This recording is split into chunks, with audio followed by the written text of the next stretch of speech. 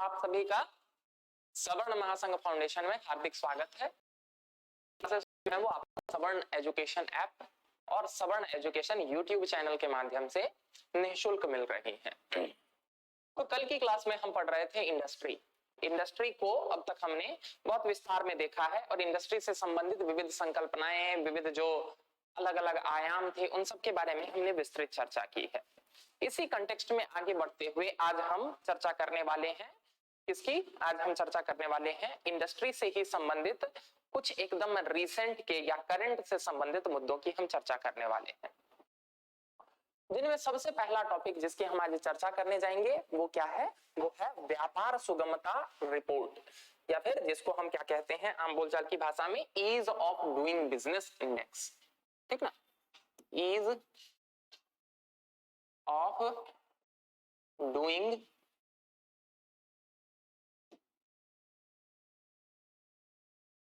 Business report. व्यापार सुगमता report.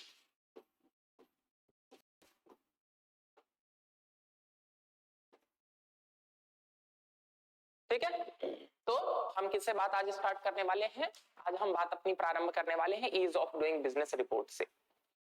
बात को समझिए, व्यापार सुगमता का तात्पर्य क्या है? व्यापार सुगमता को यदि हम सामान्य शब्दों में, सरल शब्दों में समझने की कोशिश करें तो इसका मतलब ही यही होता है कि किसी देश में व्यापार करना कितना आसान है। ये बात जिस रिपोर्ट से पता चलती है उसी को हम क्या कहेंगे? Ease of doing business report. ठीक ना, यानी कि ease of doing business report एक ऐसा रिपोर्ट है जो विश्व के विभिन्न देशों को उस देश में व्यापार करना कितना आसान है इसके बेसिस पर क्या करता है? रैंक करता है। यहां तक बात समझ में आई? Ease of doing business report क्या होता है? ठीक है, वैश्विक स्तर पर इस रिपोर्ट को जारी करने वाली संस्था का नाम है विश्व बैंक, वर्ल्ड बैंक। बात करेंगे हम लोग वर्ल्ड बैंक के बारे में जब हम इकोनॉमिक्स का लास्ट चैप्टर पढ़ रहे होंगे ना, तब उस टाइम हम लोग विश्व बैंक की भी बात करेंगे। हम इंटरनेशनल ऑर्गेनाइजेशन की जब बात करेंगे ना, अंतरराष्ट्रीय कौन कौन से संगठन है, तो उस टाइम हम विश्व बैंक को भी डिटेल में समझेंगे। अभी बस इतना जान लीजिए कि व्यापार सुगमता रिपोर्ट कौन जारी करता है? जारी करने वाली संस्था का नाम है विश्व बैंक। ठीक ना, विश्व बैंक क्या करता है? इसने 10 पैमाने बना रखे हैं, 10 पैमाने बना रखे हैं और इन्हीं पैमानों के बेसिस पर, इन्हीं पैमानों के आधार पर विश्व बैंक यह पता लगाने की कोशिश करता है या ये रिपोर्ट में ये जारी करता है कि किसी देश में व्यापार प्रारंभ करना, व्यापार को चलाना, व्यापार को बंद करना, ये सब कितना आसान है। बात समझ में आया? वो वाला नहीं होना चाहिए ना। आपको पता है ना कि व्यापार चलाना जरूरी तो है ही, लेकिन व्यापार चलाने के साथ साथ व्यापार से निकल पाना भी एक बड़ी चुनौती होती है। कई बार ऐसा होता है कि ऐसी परिस्थितियां आ जाती है कि ना निगलते बनता है ना उगलते बनता है।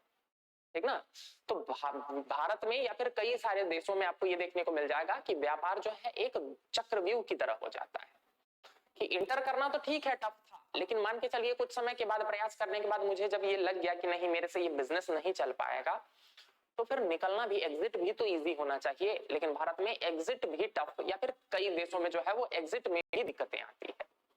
तो व्यापार सुगमता रिपोर्ट की जब हम बात कर रहे हैं तो ये केवल व्यापार प्रारंभ करने के आधार पर जो है वो देशों को मूल्यांकन नहीं करता है।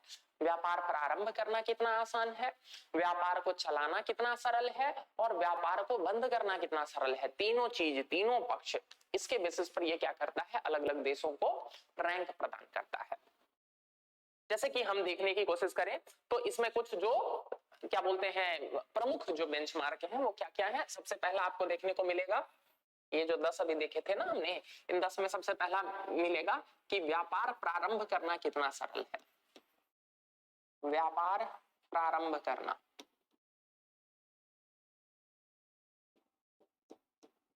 किसी देश में कितना सरल है। और दूसरा, निर्माण कार्यों के लिए परमिट वगैरह,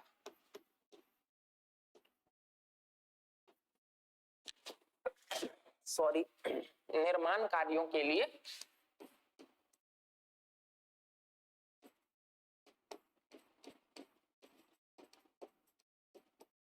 परमिट वगैरह मिल पाना जो है वो सरल आसान है कि नहीं, ये सब की बातें। ये दूसरा, ये देखिए दोनों जो है वो आपको प्रारंभ से संबंधित है, ठीक ना। इसके अलावा बाकी चलाने के लिए जो चीजें आवश्यक है उसमें आ जाएगा बिजली की आपूर्ति, इलेक्ट्रिसिटी आ रही है कि नहीं,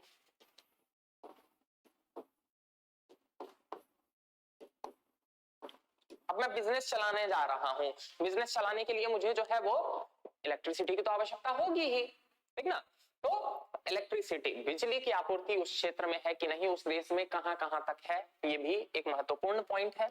अगला है, मान के चलिए मैं किसी संपत्ति का निर्माण कर रहा हूं, जैसे मैं बिल्डिंग वगैरह कर निर्माण कर रहा हूं, तो इस संपत्ति का पंजीकरण हो पा रहा है कि नहीं, या संपत्ति का पंजीकरण करवाना कितना कठिन है, संपत्ति का पंजीकरण और कितना सरल है, इसके बेसिस पर क्या किया जाता है, मार्क किया जाता है। चौथा बेंचमार्क हो गया। अगले बेंचमार्क की यदि हम बात करें तो आप जरा खुद सोच के देखिए, कोई भी बिजनेस करता है तो पॉकेट से ही तो सारा पैसा नहीं लगाता है ना, ठीक ना। जरूरी थोड़ी है क्या कि किसी आदमी के पास इतना पैसा हो कि वो अपने क्या बोलते हैं पॉकेट से ही सारा पैसा लगा दिया। देख लीजिए जितने भी बड़े बड़े बिजनेसमैन हैं सब जो है वो कर्जा लेके ही बिजनेस करते हैं, ठीक ना। तो पांचवा पॉइंट आप इसके में लिख सकते हैं, पांचवा पॉइंट है ऋण की उपलब्धता, कि उस देश में ऋण प्राप्त करना कितना आसान है।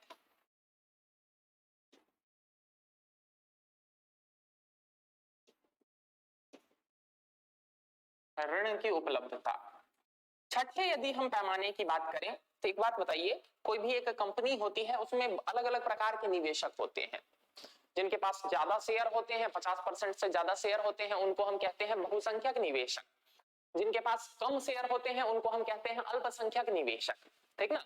तो ये भी देखा जाता है कि अल्पसंख्यक निवेशकों की सुरक्षा के लिए या उनको प्रोटेक्शन प्रदान करने के लिए क्या क्या कदम लिए जा रहे हैं या कानून कैसे हैं उस देश में, अल्पसंख्यक निवेशकों को कोई सुरक्षा मिलती भी है कि नहीं, ये भी देखा जाता है। तो अगले पॉइंट के रूप में आप लिख सकते हैं अल्पसंख्यक निवेशकों की सुरक्षा।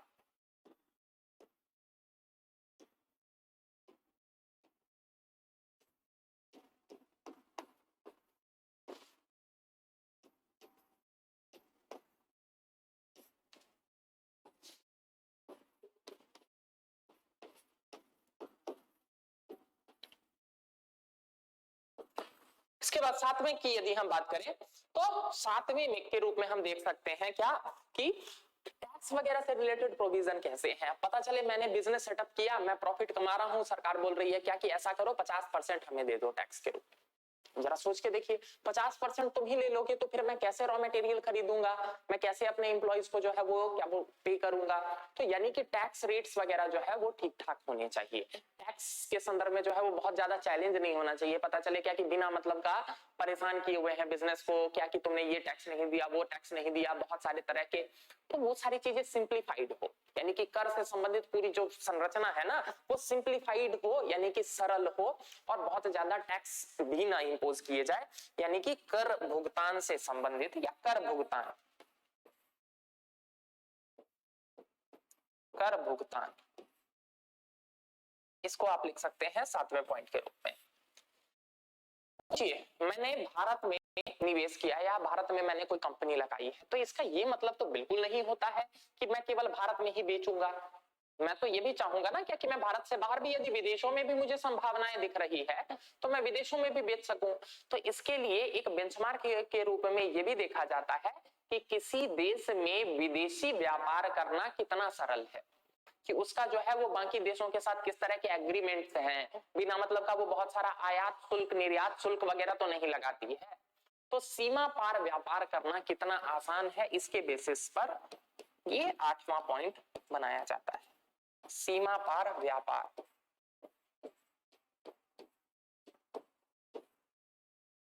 ये बात भी समझ में आई, सीमा पार व्यापार। अगले पॉइंट की हम यदि बात करें तो आपको पता होगा कि जनरली कोई भी कंपनी वगैरह की स्थापना होती है तो बहुत सारे कॉन्ट्रैक्ट साइन होते हैं एम्प्लॉइज के साथ, या मान के चलिए सरकार के साथ, या अलग अलग ऑर्गेनाइजेशन अलग अलग संस्थाओं के साथ जो है वो कई सारे कॉन्ट्रैक्ट साइन होते हैं। तो ये जो अगला पॉइंट है ये यही देखता है क्या कि कॉन्ट्रैक्ट वगैरह का लागू कर पाना कितना आसान है, कि कॉन्ट्रैक्ट वगैरह लागू होते भी हैं कि नहीं, कहीं ऐसा तो नहीं कि ये देश ऐसा है जो बोल देता है क्या कि क्या करें वादा तो टूट जाता है, तो वैसा वाला तो देश नहीं है। कॉन्ट्रैक्ट वगैरह जो है वो लागू होते भी हैं कि नहीं, तो अनुबंध का लागू होना,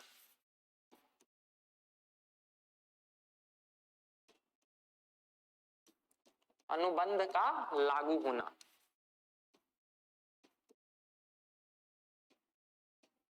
ये अगला पैमाना है, अगला बेंचमार्क है। यदि हम 10वें बेंचमार्क की बात करें तो अंतिम बेंचमार्क के रूप में आप देख सकते हैं कि दिवालियापन का समाधान,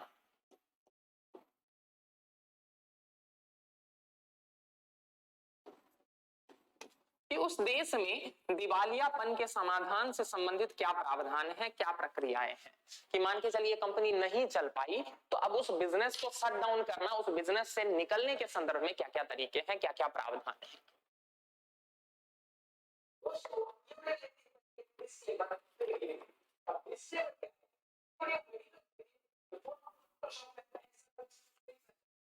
तो दिवालियापन का समाधान, ये 10वां पॉइंट है, ठीक ना। इन 10 बेंचमार्क के बेसिस पर, इन्हीं 10 बेंचमार्क के बेसिस पर क्या होता है, देखने की कोशिश की जाती है कि किसी देश में जो है वो व्यापार करना कितना आसान है या कितना कठिन है, इसका आकलन इन्हीं के बेसिस पर होता है।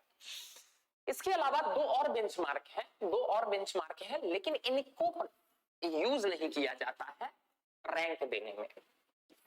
11वां बेंचमार्क, इसीलिए मैंने ये लाइन खींच दी है, क्या कि इन्हीं 10 बेंचमार्क के बेसिस पर देशों को रैंक किया जाता है, लेकिन दो और बेंचमार्क हैं। जैसे कि 11वें बेंचमार्क की बात करें तो 11वां बेंचमार्क है श्रमिकों की नियुक्ति,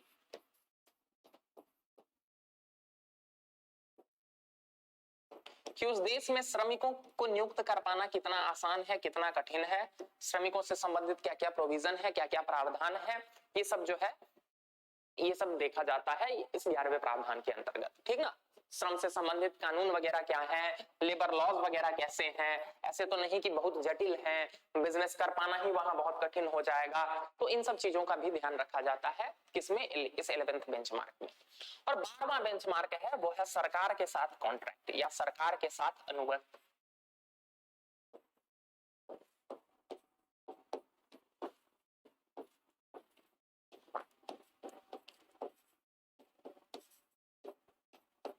क्या हुआ इसका मतलब, इसका मतलब हुआ क्या कि सरकार जो है वो अनुबंधों का पालन किस तरह से करती है, कहीं ऐसा तो नहीं बार बार जो है वो बात से बदल जाती है, बार बार जो है वो मुकर जाती है, तो सरकार के साथ कॉन्ट्रैक्ट्स वगैरह किस तरह से बनते हैं और किस तरह से वो चलते हैं, ये हम किस बेंचमार्क के रूप में देखते हैं, इस 12वें के रूप में, ठीक ना। यहाँ ध्यान दीजिएगा एक बार, फटाफट देखिए ये सारे प्रावधान जो है वो आपको व्यापार से संबंधित मिलेंगे। प्रारंभ कर पाना, किसी व्यापार का प्रारंभ कर पाना वहां पर कितना आसान है। दूसरा क्या है कि निर्माण कार्यों के लिए परमिट मिलता है कि नहीं, जल्दी मिलता है कि नहीं, पता चले डिले तो नहीं होता है, ये 15 दिन बाद, आइए 1 महीना बाद, ठीक ना, वो करते करते 6 महीना 1 साल तो नहीं जा रहा है। बिजली की आपूर्ति कैसी है वहां, संपत्ति का पंजीकरण, जो संपत्ति का निर्माण कर रहा हूं मैं, उन सब का पंजीकरण हो पा रहा है कि नहीं। इसके अलावा है ऋण की उपलब्धता कैसी है, कर्ज वगैरह आसानी से मिल जाता है कि नहीं। अगला है अल्पसंख्यक निवेशकों की सुरक्षा, कि जो माइनॉरिटी शेयर होल्डर्स है ना, ऐसे शेयर होल्डर जिनके पास कम शेयर हैं, उनकी सुरक्षा के लिए क्या क्या प्रावधान किए गए हैं। कर भुगतान, पूरा टैक्स सिस्टम उस देश का कैसा है, सीमा पार व्यापार की अनुमति है कि नहीं, अगर है तो कितना टैक्स वगैरह लगता है, ऐसा तो नहीं है कि खूब सारा टैक्स लगता है। अनुबंधों का लागू होना, जो भी कॉन्ट्रैक्ट साइन हुए हैं वो सब ठीक से लागू हो भी पाते हैं कि नहीं। और दिवालियापन का समाधान, कि यदि मान के चलिए किसी भी समस्या के कारण क्या हो गया, दिवालिया होने जैसी स्थिति आ गई, तो उसमें समाधान करने के लिए कुछ उपाय हैं कि नहीं।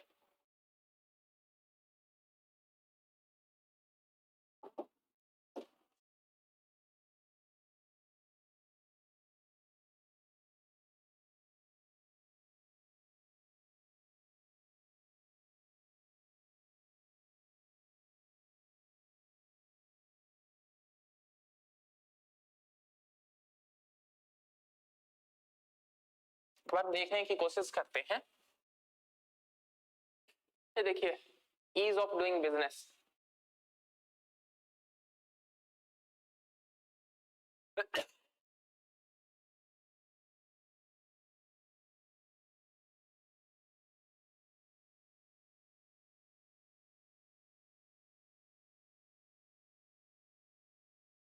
देखिए इसने तो कंट्रीज को रैंक कर रखा है 2019 में। मैं रिपोर्ट की वो दिखाना चाह रहा था, शायद नीचे नहीं है।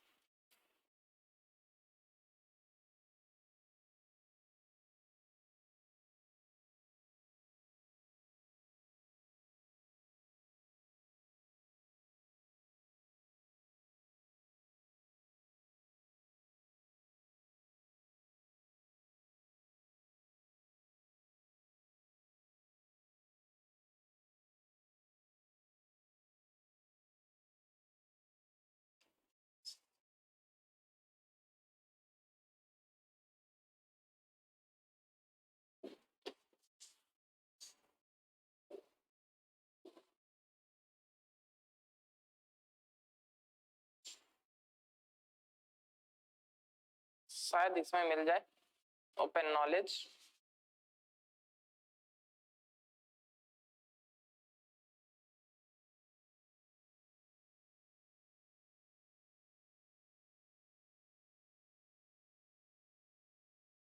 ये देखिए, ये देखिए ease of doing business score बात कर रहे थे ना, तरीका क्या है, कैसे गणना होती है। मैंने आपको बताया कि ईज ऑफ डूइंग बिजनेस जिसकी हम बात कर रहे थे, ease of doing business score बात कर रहे थे ना। ये देखिए इसमें क्या होता है, जीरो वर्स्ट होता है, जीरो जो होता है यानी कि वो उस देश में सबसे खराब है, और जिसमें 100 रहेगा इसका मतलब सबसे अच्छा, सबसे अच्छा।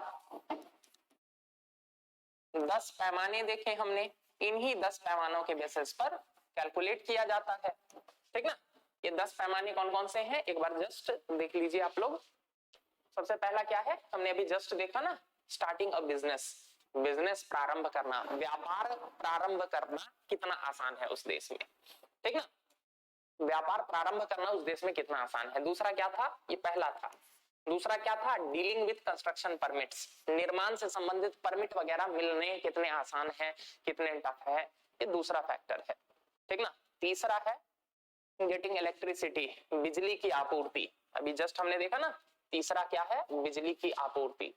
चौथा क्या था, रजिस्टरिंग प्रॉपर्टीज, यानी कि अपने जो संपत्ति वगैरह, जो भी संपत्ति वगैरह आपने निर्माण किया है, बनाया है, तैयार किया है, उसको रजिस्टर कर पाना, समझ में आ रहा, उसका पंजीकरण कितना आसान है, ये चौथा फैक्टर था। पांचवा फैक्टर जो हम लोगों ने देखा था, ये क्या था, ये था गेटिंग क्रेडिट, यानी कि ऋण की उपलब्धता कितनी आसान है, कितनी कठिन है। क्यों, क्योंकि सारा का सारा बिजनेस जो है वो अपने पॉकेट से ही थोड़ी कर दोगे, ठीक ना। बड़े बड़े बिजनेस टाइकून होते हैं, वो सब भी लोन लेते हैं, तो कर्ज लेना कितना आसान होगा उस देश में, इसके बेसिस पर ये था पांचवा फैक्टर। छठे फैक्टर की यदि हम बात करें तो प्रोटेक्टिंग माइनॉरिटी इन्वेस्टर्स, यानी कि जो अल्पसंख्यक निवेशक हैं उनकी सुरक्षा प्रदान करना, ठीक। सातवां पेइंग टैक्सेस, ठीक ना, कि टैक्स से रिलेटेड पूरा पता चले, इतना ज्यादा टैक्स ना हो कि बिजनेस को वहां पर सरवाइव कर पाना ही कठिन हो जाए। टैक्स के संदर्भ में जो है वो स्पष्टता हो, पारदर्शिता हो, ऐसा नहीं कि जब मर्जी किया तब बिना मतलब का टैक्स बढ़ा दिया, घटा दिया, मल्टीपल टैक्स लगा रखा है, ठीक ना। और टैक्स से संबंधित जो है वो विवादों का निपटान तंत्र जो है वो बड़ा कठिन है, तो टैक्स, पूरा टैक्स वाला जो है वो सिस्टम, ये हो गया सातवां, ठीक। आठवें की यदि हम बात करें तो आठवां क्या था, ट्रेडिंग अक्रॉस बॉर्डर्स, यानी कि सीमा पार व्यापार, सीमा पार व्यापार करना कितना आसान है, कितना कठिन है, ठीक ना। बिजनेस तो कर रहे हैं एक ही देश में रहने के लिए थोड़ी, मान के चलिए यदि मुझे संभावना दिखती है क्या कि मैं भारत के बाहर भी इतना निवेश करूं, भारत के बाहर भी मैं अपने बिजनेस को एक्सपेंड करूं, तो वो देश मुझे अलाउ तो करे, आयात निर्यात इतना भी कठिन ना हो कि पैसों का लेन देन कर पाना टफ हो जाए। यहां तक बात समझ में आ रही है, बिजनेस कर पाना ही टफ हो जाए। अगला नौवां जो था वो क्या था, इन्फोर्सिंग कॉन्ट्रैक्ट्स, इन्फोर्सिंग कॉन्ट्रैक्ट्स यानी कि अनुबंधों को लागू कर पाना, ठीक ना। तो देश ऐसा ना हो कि जो बोल दे बाद में कि क्या करें, वादा तो टूट जाता है, वो वाला नहीं देश होना चाहिए, इन्फोर्स हो, जो अनुबंध साइन किए गए हैं अलग अलग, वो सारे जो है वो इन्फोर्स हो, वहां की कानूनी प्रक्रिया इतनी ठीक ठाक हो, वहां का सिस्टम जो है वो इतना एफिशिएंट हो। और 10वां और अंतिम क्या था, रिजॉल्विंग इंसॉल्वेंसी, कि मान के चलिए बिजनेस स्टार्ट तो किया, लेकिन स्टार्ट करने के बाद मुझे कुछ समय के बाद ये लग गया क्या कि ना बिजनेस नहीं मेरे से चल पाएगा। तो फिर मेरे पास एक सेफ, एक जो है वो गरिमापूर्ण एग्जिट का भी रास्ता हो, इस तरह से तरीका हो कि मैं आराम से उस बिजनेस को छोड़ सकता हूं, मैं अपना ये बिजनेस किसी और को हैंड ओवर कर सकता हूं, इस तरह के तंत्र हो उस देश में मौजूद। ठीक ना। तो ये 10 फैक्टर थे, इन्हीं 10 फैक्टर के बेसिस पर क्या किया जाता था, क्या किया जाता है, ease of doing business report की गणना की जाती है, ईज ऑफ डूइंग बिजनेस की गणना की जाती है। यही 10 आपको मैंने यहां लिख के दिए, ठीक ना। देख रहा, व्यापार प्रारंभ करना, निर्माण कार्यों के लिए परमिट, बिजली की आपूर्ति, संपत्ति का पंजीकरण, ऋण की उपलब्धता, अल्पसंख्यक निवेशकों की सुरक्षा, कर का भुगतान, सीमा पर पार व्यापार, अनुबंध को लागू करना, दिवालियापन का समाधान। ये 10 फैक्टर है, इन्हीं 10 फैक्टर के बेसिस पर ease of doing business report जारी होता है। 2 और फैक्टर मैंने बताए, लेकिन ये रिपोर्ट की गणना में ऐड नहीं होते। यहां तक बात समझ में आई? विश्व बैंक इसको जारी करता है, ये भी क्लियर है। अब जरा कहानी को समझिए, बड़ी दुख भरी कहानी है, कहानी को समझिए। भारत 2014 में इस रिपोर्ट में 142वें पायदान पर हुआ करता था। 2014 में हमारा प्लेस कौन सा था? हमारा प्लेस था 142वां। हम 142वें पायदान पर हुआ करते थे, यानी कि 141 देश विश्व में ऐसे थे जहां पर व्यापार कर पाना हमसे भी आसान था। लेकिन फिर हमने खूब सारे ऐसे सुधार किए, जिसके कारण क्या हो गया, अगले 6 साल में यानी कि 2020 में हमारा रैंक घटकर पहुंच गया किस पर? 63वां। बहुत तेजी से हमने सुधार किया, देखा है ना, आधे से कम पर पहुंच गया। हम 63वें पायदान पर पहुंच गए। कई बार हर साल के रिपोर्ट में ये आता था कि सबसे ज्यादा सुधार करने वाला देश कौन है, तो उसमें इंडिया टॉप पर रहता था। बात समझ में आ रहा? मतलब ease of doing business index तो अपना चल ही रहा है, उसी में ये भी दिखाया जाता था कि किस देश ने सबसे ज्यादा सुधार किया, उसमें इंडिया टॉप पर रहता था। इंडियन गवर्नमेंट ने खूब इसकी चर्चा की, आप जरा सोच के देखिएगा, क्या बोलते हैं 2020-21 और उससे पहले के जितने भी आप देखिएगा सरकारी जो भी स्पोक्स पर्सन वगैरह है, या फिर मान के चलिए जो भी प्रधानमंत्री, विभिन्न मंत्रीगण वगैरह जो भी भाषण देते थे, उन सब में वो लोग इस रिपोर्ट की चर्चा जरूर करते थे, इसकी ease of doing business report की। लेकिन हुआ क्या कि 2020 में वर्ल्ड बैंक को ये पता चला, विश्व बैंक को ये पता चला कि इस रिपोर्ट में कुछ चल रही है धांधली। तो कब से चल रही है? 2017 से लेकर ही चल रही है। 2017-18 से ही इस रिपोर्ट में कुछ धांधली चल रही है, जिसमें सबसे पहला नाम किसका आया? सबसे पहला नाम आया चाइना का, चीन का। ठीक ना। उसने के बारे में ये पता चला कि कई सारे जो ये विश्व बैंक के जो बोर्ड ऑफ डायरेक्टर के मेंबर हैं, बताऊंगा जब विश्व बैंक पढ़ा रहा होगा ना, वर्ल्ड बैंक लास्ट चैप्टर, जब इकोनॉमिक्स का लास्ट चैप्टर पढ़ा रहा होगा उस टाइम वर्ल्ड बैंक के बारे में बताऊंगा, ठीक ना। तो वर्ल्ड बैंक के जो बोर्ड ऑफ डायरेक्टर्स के मेंबर हैं, बाकी जो एम्प्लॉइज वगैरह हैं, ऐसा किया गया, मतलब ऐसे रिपोर्ट्स में ये पता चला कि उनको मैनिपुलेट किया गया और क्या किया गया कि गलत डेटा फैक्ट दिखाया गया, जिसके माध्यम से चीन अपने जो उसका वास्तविक पायदान होता ना, उससे 7 पायदान ऊपर था।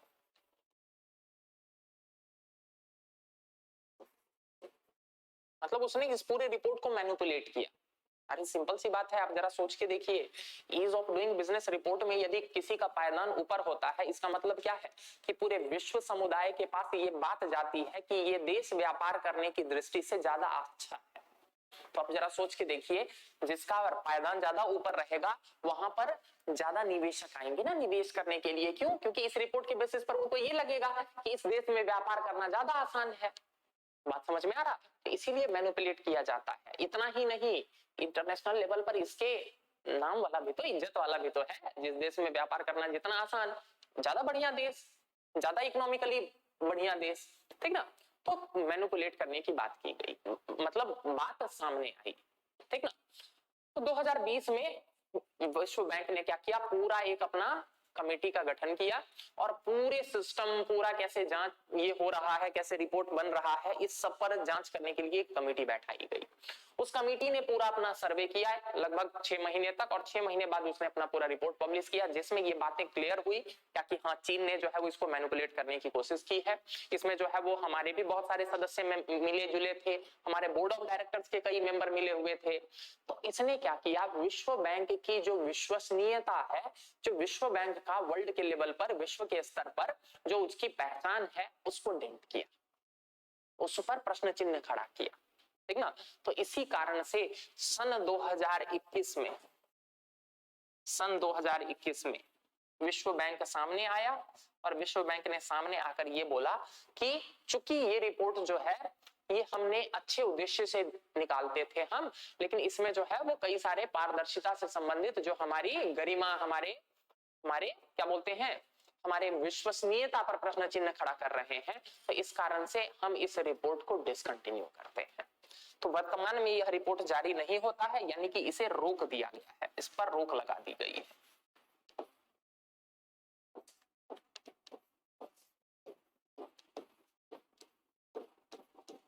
बात समझ में आया, यानी कि वर्तमान में इस पर रोक लगा दी गई है। लेकिन फिर भी ध्यान रखिएगा, अभी भी जो है वो अलग अलग गवर्नमेंट्स जो है, या जब भी इसकी बात आती है तो इस पर बहुत डिटेल में चर्चा होती है, और मतलब पब्लिक डिस्कोर्स वगैरह में इस बात को उठाया जाता है क्या कि विश्व बैंक द्वारा जारी की गई जानने वाली इस रिपोर्ट में हमने बहुत तेजी से सुधार किया था, तो इसीलिए जो है ये आपके लिए इंपॉर्टेंट हो जाता है।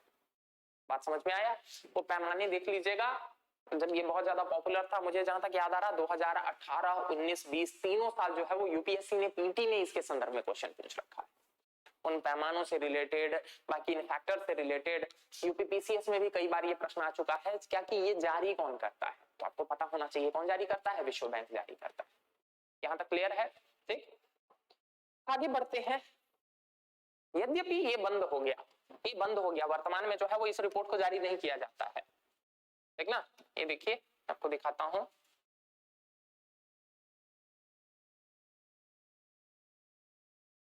ये देखिए worldbank.org, ठीक, 16 सितंबर 2021 का न्यूज, ठीक। क्या दिखा रहा है, World Bank group to discontinue ease of doing business report. दिख रहा ना कि विश्व बैंक ने क्या कह दिया है, ये ऑफिशियल वेबसाइट है विश्व बैंक का, कि विश्व बैंक ने क्या कर दिया है, ये देखिए, आफ्टर डेटा इरेगुलरिटीज, कि जब ये पता चला कि इसमें डेटा इरेगुलरिटी है 2018 से 2020 के बीच में। कब पता चला, 2020 में। The world bank management paused the next doing business report, और रिव्यू वगैरह किया, और बाद में ये पता चला कि इस रिपोर्ट में कई सारे एथिकल मैटर्स थे, यानी कि नैतिकता से संबंधित मुद्दे थे, जो कि किन किन के थे, former board of official and former bank staff management, इन सब पर एलिगेशन था, जिसके कारण क्या कर दिया गया है, वर्ल्ड बैंक ने after reviewing the information available, क्या कर दिया है, वर्ल्ड बैंक ने has taken the decision to discontinue the doing business report, बंद कर दिया। यहां तक बात समझ में आई, यहां तक क्लियर है। तो अब आगे बढ़ते हैं, जरा हम ये समझने की कोशिश करते हैं कि इसी रिपोर्ट के बेसिस पर भारत में एक संस्था है जिसका नाम है डीपीआईआईटी, ठीक ना, department of industry and internal trade, ठीक ना, डीपीआईआईटी।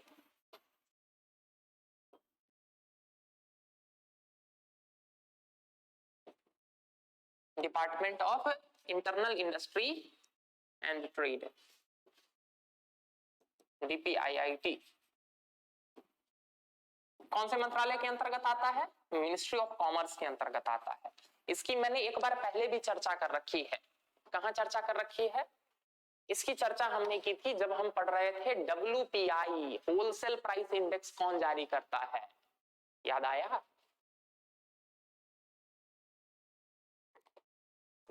जब हम महंगाई पढ़ रहे थे, जब हम मुद्रास्फीति पढ़ रहे थे, तो उस टाइम हमने देखा था ना, होलसेल प्राइस इंडेक्स थोक मूल्य सूचकांक कौन जारी करता है, थोक मूल्य सूचकांक डीपीआईआईटी ही जारी करता है, जो कि मिनिस्ट्री ऑफ कॉमर्स के अंतर्गत आता है। तो क्या हुआ, वर्तमान में भारत में इसी रिपोर्ट के बेसिस पर क्या किया गया है, अलग अलग राज्यों में ईज ऑफ डूइंग बिजनेस का क्या है अनुपात, कौन सा राज्य व्यापार करने के लिए ज्यादा, किस राज्य में जो है वो सुगमता है, सरलता है, इसके बेसिस पर भारत में एक अपना रिपोर्ट बनाया जाता है, जो कौन बनाती है, डीपीआईआईटी। ठीक ना, तो ये इंपॉर्टेंट हो जाता है, इस बार जो है वो देख लीजिएगा। मुझे क्यों ऐसा लग रहा है कि अगर इंटरनेशनल वाला बंद हो गया है तो वो ये वाला पूछ लेंगे आपसे, ठीक ना। यानी कि डीपीआईआईटी का क्या काम है, राज्यों में व्यापार सुगमता के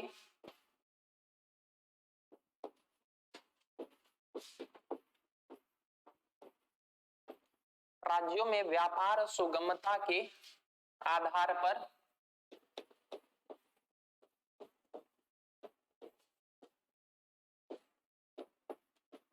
रिपोर्ट बनाना, ठीक ना। ये ध्यान रखिएगा, वर्ल्ड बैंक वाला चाहे बंद हो गया है, भारत वाला अभी भी चलता है। और भारत वाला कौन बनाता है, डीपीआईआईटी। मुझे ऐसा क्यों लग रहा है, सीधे यही आपसे क्वेश्चन पूछ लिया जा सकता है कि भारत वाला कौन बनाता है, तो आपको पता होना चाहिए डीपीआईआईटी, मिनिस्ट्री ऑफ कॉमर्स। अगर डीपीआईआईटी नहीं देगा तो मिनिस्ट्री ऑफ कॉमर्स भी आपको पता होना चाहिए, कौन से मंत्रालय के अंतर्गत आता है, मिनिस्ट्री ऑफ कॉमर्स।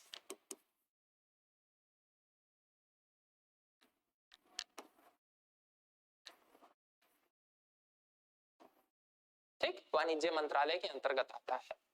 यहां तक क्लियर हो गया। और इसी के बेसिस पर 2015 से जो है वो इसका प्रकाशन प्रारंभ हुआ है।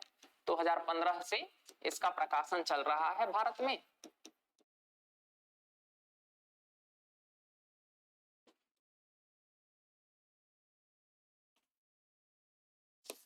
इसी के बेसिस पर एपी बनाने की बात की जा रही है या बनाया जा रहा है। एसआरएपी क्या है, state reform action plan, state reform action plan, यानी कि विविध राज्यों में रिफॉर्म करने के लिए, सुधार करने के लिए क्या क्या प्लान बनाया जा सकता है, इसी दिशा में काम किया जाता है। ठीक ना। यदि हम लेटेस्ट रिपोर्ट की बात करें तो हमारा लेटेस्ट रिपोर्ट जो है वो 2022 का है, लगभग वही जून जुलाई के आसपास आता है रिपोर्ट।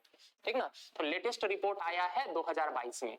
इस रिपोर्ट के बेसिस पर क्या किया जाता है, राज्यों को अलग अलग कैटेगरीज में, अलग अलग कैटेगरी में क्या किया जाता है, बांटा जाता है। ये कैटेगरी कैसी कैसी होती है, जैसे कि होते हैं टॉप अचीवर्स, ठीक ना, टॉप अचीवर्स, जो एकदम टॉप पर आते हैं उनको कहा जाता है टॉप अचीवर्स। फिर इसके नीचे वाली कैटेगरी होती है जिसको कहते हैं हम अचीवर्स। उसके नीचे जो आते हैं उनको हम कहते हैं एस्पायरर, यानी कि अभी एस्पायर कर रहे हैं। ठीक ना, टॉप अचीवर जिन्होंने एकदम शीर्ष पर जो पहुंच गए हैं। दूसरे वाले वो हो गए जो पहुंचे तो हैं लेकिन अभी शीर्ष पर पहुंचना बाकी है। एस्पायरर जो कोशिश कर रहे हैं। ठीक ना। यदि हम देखें 2022 की रिपोर्ट की बात करें तो टॉप पर कौन सा राज्य था, टॉप पर जो राज्य थी उसका नाम था आंध्र प्रदेश। पीटी में पूछा जा सकता है कि टॉप पर कौन सा राज्य रहा। ठीक ना, तो आंध्र प्रदेश टॉप पर था इसमें। अपने यूपी का कौन सा स्थान था इसमें, या यूपी कौन से कैटेगरी में आता था, यूपी था एस्पायरर की कैटेगरी में। उत्तर प्रदेश, ये भी देख लीजिएगा, पूछा जा सकता है कि उत्तर प्रदेश जो है वो कौन से पायदान पर था या फिर कौन से कैटेगरी में था। ठीक ना, यूपीपीसीएस का आप एग्जाम देने जा रहे हैं तो आपको पता होना चाहिए। एस्पायरर लिख लीजिए, इसी को आप लिखना चाहें तो हिंदी में आकांक्षी भी लिख सकते हैं। यानी कि उत्तर प्रदेश जो है वो कौन से कैटेगरी में आया, उत्तर प्रदेश जो है वो आया आकांक्षी राज्यों की कैटेगरी में। यहां तक क्लियर है, ईज ऑफ डूइंग बिजनेस।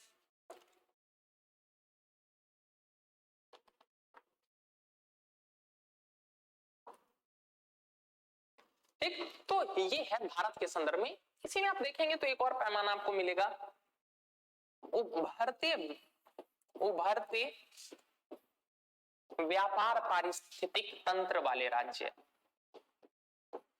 पारिस्थितिक तंत्र वाले राज्य, यानी कि जहां पर व्यापार का परितंत्र जो है वो डेवलप करने की बात की जा रही है। ये एक अलग कैटेगरी होती है। इसमें कुछ क्षेत्र वगैरह शामिल है, जैसे कि पुडुचेरी हो गया, जैसे कि त्रिपुरा वगैरह हो गया, ये सब जहां पर बहुत ज्यादा अभी तक व्यापार होता नहीं था, लेकिन अब धीरे धीरे जो है वो डेवलप हो रहा है, ठीक ना। तो इस तरह से क्या किया जाता है, भारत में अलग अलग राज्यों के मध्य ईज ऑफ डूइंग बिजनेस के रिपोर्ट के बेसिस पर ही डीपीआईआईटी क्या करती है, रिपोर्ट जारी करती है। इसके माध्यम से क्या होता है, राज्यों के बीच में प्रतिस्पर्धात्मक संघवाद की स्थापना होती है। कॉम्पिटिटिव फेडरलिज्म, प्रतिस्पर्धात्मक संघवाद कि सभी राज्य जो है वो आपस में प्रतिस्पर्धा करने लग जाते हैं कि हम बेहतर हो सकते हैं, हम बेहतर हो सकते हैं, और सभी जब बेहतर होंगे तो इससे क्या होगा, ऑटोमेटिकली भारत का विकास होगा, भारत बेहतर रास्ते पर आगे बढ़ेगा। तो प्रतिस्पर्धात्मक संघवाद को सुनिश्चित करता है। ये भी पॉइंट देख लीजिएगा, यूपीएससी में स्टेटमेंट के रूप में ये भी लिखा रह सकता है। क्यों? क्योंकि कई बार जो है वो कई सब्जेक्ट्स को आपस में कोरिलेट करके क्वेश्चन पूछता है। एक स्टेटमेंट के रूप में आपको ये भी दे सकता है कि एसआरएपी या फिर ease of doing business report state के माध्यम से भारत में प्रतिस्पर्धात्मक संघवाद को बढ़ावा दिया जा रहा है। तो स्टेटमेंट बिल्कुल सही है। क्लियर यहां तक, ठीक ना। तो ये था आपका क्या है, ईज ऑफ डूइंग बिजनेस। पूरा क्लियर हो गया ना, इंटरनेशनल वाला भी देख लिया, अपना वाला भी देख लिया। अब आते हैं एक बहुत ही महत्वपूर्ण topic which is very very very important for next few years, जो आगे आने वाले कुछ सालों के लिए बहुत बहुत इंपॉर्टेंट है। That is what, that is आत्मनिर्भर भारत अभियान।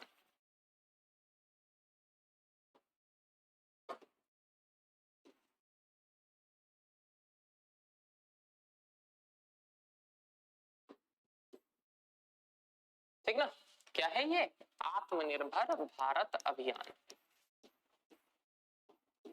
इसी को सेल्फ रिलायंट इंडिया कैंपेन भी कहा जाता है, ठीक ना, इंग्लिश में।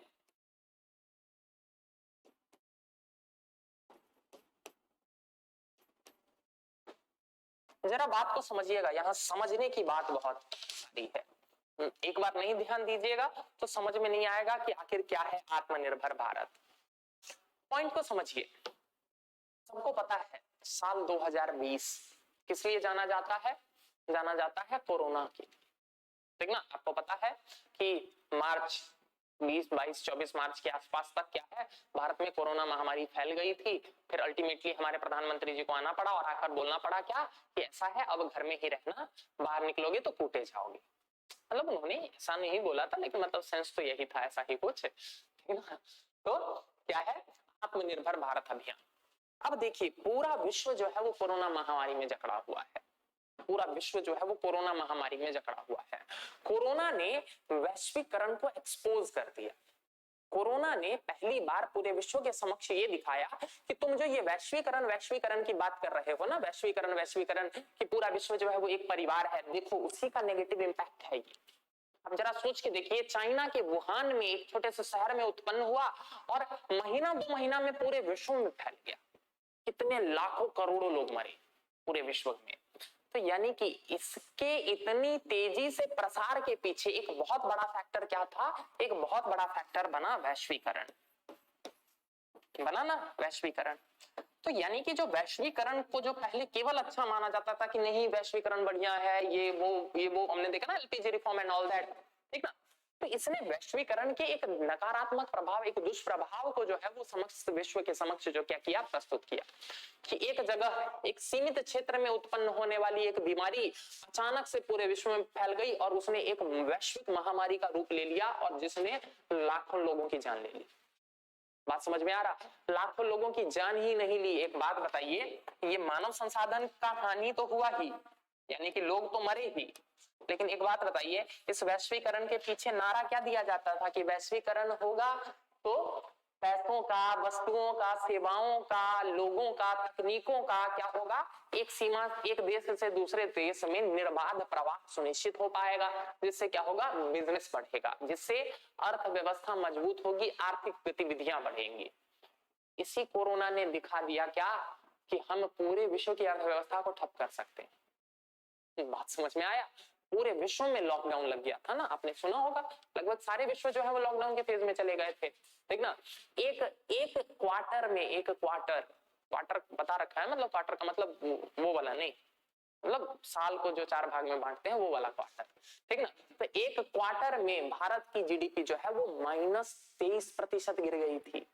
यानी कि पिछले 3 महीने पहले यदि भारत के पॉकेट में 100 रुपया था तो वो घटकर कितना हो गया है, वो घटकर हो गया है मात्र 77 रुपया। समझ में आ रहा?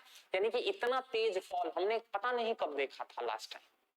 ठीक, तो केवल मानव संसाधन से संबंधित चुनौतियां नहीं उत्पन्न की इसने, जो है वो क्या चुनौतियां उत्पन्न की, अर्थव्यवस्था के समक्ष लॉकडाउन, बेरोजगारी फैली हुई है चारों तरफ, लोगों इधर से उधर भाग रहे हैं, ठीक ना, सारे फैक्ट्रीज वगैरह ठप पड़े हैं, तो अर्थव्यवस्था के समक्ष भी इसने चुनौती उत्पन्न की, ठीक ना। यहां तक बात समझ में आ रही? दूसरी तरफ इस कोरोना महामारी ने हमें एक और नया चीज क्या सिखाया, इस कोरोना ने हमें एक और चीज सिखाया। क्या सिखाया? कि अभी जो बड़ा क्या कर रहे हो तुम, अंतरनिर्भर बनने की बात कर रहे हो ना, कि अंतरनिर्भर बनो, एक देश दूसरे देश पर निर्भर होना चाहिए। एक वो कार बनाना है तो क्या करो कि सब कुछ खुद ना बनाओ, बढ़िया इंटेल तो बना ही रही है सॉफ्टवेयर, तो उससे चिप खरीद लो, किसी दूसरे कंपनी से बॉडी खरीद लो, किसी दूसरे कंपनी से टायर खरीद लो और फिर बनाओ। तुम सब कुछ खुद बनाने के चक्कर में ना रहो। हमने देखा हमारे पास तरीका था वैक्सीन बनाने का, ठीक ना, हमारे पास इतनी कंपनीज थी कि हम वैक्सीन बना सकते थे, लेकिन क्या है, एपीआई ही नहीं मिल रहा है। बात समझ में आ रहा? एक्टिव फार्मास्यूटिकल इंग्रेडिएंट्स, क्यों? क्योंकि एपीआई में हम आत्मनिर्भर हैं ही नहीं, हमें लेना है चाइना से, और चाइना से हमने क्या कर रखा है, एक्सपोर्ट इंपोर्ट पर रोक लगा रखी है। क्यों? क्योंकि कोरोना फैल जाएगा, अगर वहां से चीजें आएंगी, लोग आएंगे, लोगों का आना जाना होगा, तो क्या हो जाएगा कि कोरोना फैल जाएगा। अब जरा बताइए, हमें जरूरी है उस चीज की, लेकिन चूंकि हम आत्मनिर्भर नहीं है, हम खुद वो चीज बनाना नहीं जानते हैं, इसके कारण क्या है, हम समस्या में पड़े हुए थे। बात समझ में आया? तो कोरोना ने हमें ये भी सिखाया क्या, कि ये जो अंतरनिर्भरता है ना, ये प्रॉब्लम क्रिएट कर सकती है ऐसी परिस्थितियों में, ठीक है। अब सिंपल सी बात है, तुम किसी और के ऊपर निर्भर हो, अब क्या है कि सबने जो है वो अपनी सीमाएं बंद कर रखी थी, आपको पता है ना, एक्सपोर्ट इंपोर्ट वगैरह सब कुछ जो है वो रुक गया था, ठप पड़ गया था, एकदम जाम जिसको कहते हैं ना, वो हुआ पड़ा था। अब ऐसे में दिक्कत आ रही थी, तो इसी कंटेक्स्ट में क्या आता है, इसी कंटेक्स्ट में क्या आता है, अंतरनिर्भर एपीआई एग्जांपल के रूप में आप लिख सकते हैं, एपीआई के लिए चीन पर निर्भरता।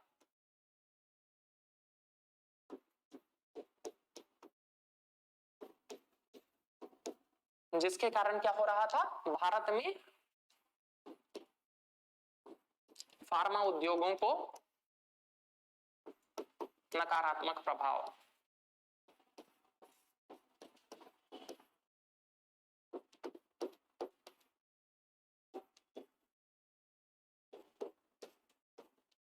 ये बात समझ में आया? ठीक, तो यानी कि हमें कुछ नई चीजें पता चली, क्या, कि केवल वैश्वीकरण रटने से बात नहीं चलने वाला है, ठीक ना। तो इसी कंटेक्स्ट में हमारे भारत के प्रधानमंत्री सामने आते हैं, और भारत के प्रधानमंत्री ने नारा क्या दिया, आत्मनिर्भर भारत का। क्या नारा दिया, आत्मनिर्भर भारत का। यहाँ एक चीज मैं आप लोगों को क्लैरिफाई कर दूं, आप लोगों के दिमाग में ये रहता होगा कि सर क्या मोदी जी जो बोले हैं सर वो लिख सकते हैं, कहीं इससे ऐसा तो नहीं लगेगा कि हम पॉलिटिकली बायस्ड हैं। बात समझ में आया? क्लियर कर दूं ये पॉइंट यहीं पर, एक बात को दिमाग में बैठा लीजिए कि मोदी जी जो हैं या भारत के प्रधानमंत्री जो हैं, ये दो आदमी हैं। दो आदमी का क्या मतलब है कि एक तो अपने हैं, एक तो उनका क्लोन है, ऐसा नहीं, यानी कि वो दो पद धारण करते हैं। पहला उनका पद है कि वो बीजेपी नाम की जो एक पार्टी है, एक राजनीतिक पार्टी है, उसके वो स्पोक्स पर्सन है या उसके एक प्रमुख नेता है। पहला उनका पद वो है। दूसरा उनका पद है कि वो भारत के प्रधानमंत्री, ठीक ना, जो कि एक संवैधानिक पद है, ठीक ना। तो अब जरा बात को समझिए, बीजेपी के स्पोक्स पर्सन के रूप में उन्होंने जो कुछ कहा है उसमें से कुछ भी हमारे काम का नहीं है, ठीक ना। बीजेपी के स्पोक्स पर्सन वो कहीं चुनाव रैली में गए हैं, वहां पर वो स्टेज से कुछ भी बोल रहे हैं, उसमें से कुछ भी हमारे काम का नहीं है, ठीक ना। उस टाइम वो एज अ स्पोक्स पर्सन बोल रहे हैं, अपने पार्टी की बात कर रहे हैं, तो उस टाइम वो किसी को कुछ भी बोल सकते हैं, किसी का मजाक उड़ा सकते हैं, अपनी बातों को बढ़ा चढ़ा कर बोल सकते हैं, वो कुछ भी बोलेंगे, वो सारी चीजें हमारे किसी काम की नहीं है, ठीक ना। यहां तक बात समझ में आया। लेकिन जब वो as a prime minister of India, जब वो भारत के प्रधानमंत्री के रूप में कुछ भी बोल रहे हैं, वो सारी चीजें हमारे लिए काम की। बात समझ में आ रहा? जैसे कि मान के चलिए वो यदि विदेश में जाते हैं और वहां पर वो भारत का पक्ष रख रहे हैं, वो सारे पॉइंट्स हमारे लिए काम के हैं। वो लाल किले पर चढ़े हुए हैं और भारत के प्रधानमंत्री के रूप में जब अभिभाषण दे रहे हैं, वो सारे पॉइंट्स हमारे लिए काम के। आंख बंद करके उसको अपने आंसर में यूज कर सकते हैं। बात समझ में आ रहा? वो संसद में खड़े होकर मान के चलिए बजट के दौरान या बजट पर चर्चा के दौरान अगर यदि वो कुछ जो है वो पॉइंट बता रहे हैं, कुछ फैक्ट बता रहे हैं, वो चीजें हमारी काम की है। आपको पता है ना, संसद में प्रिविलेज मोशन झूठ नहीं बोला जाता, बोला नहीं जा सकता। अब हंसी मजाक कर रहे हैं, किसी को मजाक बना दिया, वो सब दूसरी बात है। लेकिन एज अ प्राइम मिनिस्टर जब वो कुछ भी बोल रहे हैं तो वो हमारे काम का है। यहां तक क्लियर है? ठीक ना? संवैधानिक पद होल्ड कर रहे हैं, ठीक ना? महत्व उस पद का है जिस पर वो बैठे हुए हैं। क्लियर है यहां तक बात? ठीक। तो भारत के प्रधानमंत्री ने क्या किया? आत्मनिर्भर भारत अभियान की घोषणा की। इसी कंटेक्स्ट में भारत के प्रधानमंत्री ने आत्मनिर्भर भारत अभियान की घोषणा की। अरे इतना तो आप लोगों को पता ही होगा ना कि एज अ प्राइम मिनिस्टर वो जो भी बोल रहे होते हैं वो बोलने के लिए आप लोग ही बना के देंगे। बात समझ में आ रहा? आपको क्या लगता है मतलब नेता वगैरह, भारत में नेता के लिए कोई डिग्री थोड़ी चाहिए। आप लोग जो आईएएस ऑफिसर हैं, आप लोग जो बाद में जब प्रमोट होइएगा, डिस्ट्रिक्ट मजिस्ट्रेट से ऊपर जाइएगा, जब आप लोग मंत्रालयों में जाइएगा, ठीक ना, जब आप लोग सेक्रेटरी बनिएगा, तब आप लोग ही तो डिसाइड कीजिएगा कि क्या बोलना है, क्या पक्ष रखना है। ये लोग तो बस स्पोक्स पर्सन है। बात समझ में आया? सारी चीजें तो वही मैं बता रहा हूं क्या कि आप लोग डिसाइड करते हैं, ठीक ना? तो इसीलिए आप लोगों से अपेक्षा है आप लोग तैयारी करके वहां पहुंची ताकि अच्छी बातें पहुंच सके, ठीक ना? इसीलिए तो कहा जाता है ना कि देश जो है वो वास्तव में सिविल सर्वेंट्स चलाते हैं, ठीक ना? वास्तव में देश जो है वो सिविल सर्वेंट्स, लोक सेवक ही चला रहे होते हैं। ठीक। अब ये दूसरी बात है क्या कि कुछ लोक सेवक जो है वो केवल अपना परिवार चलाने पर फोकस करते हैं। आप लोग वैसे वाले नहीं हैं, ठीक ना? मुझे भरोसा है। चलिए, तो भारत के प्रधानमंत्री ने आत्मनिर्भर भारत अभियान की घोषणा की, जिसमें इन्होंने क्या नारा दिया? इन्होंने बोला कि हमें आवश्यकता है कि इस आपदा को हम अवसर में परिवर्तित कर दें। आपदा को अवसर में परिवर्तित।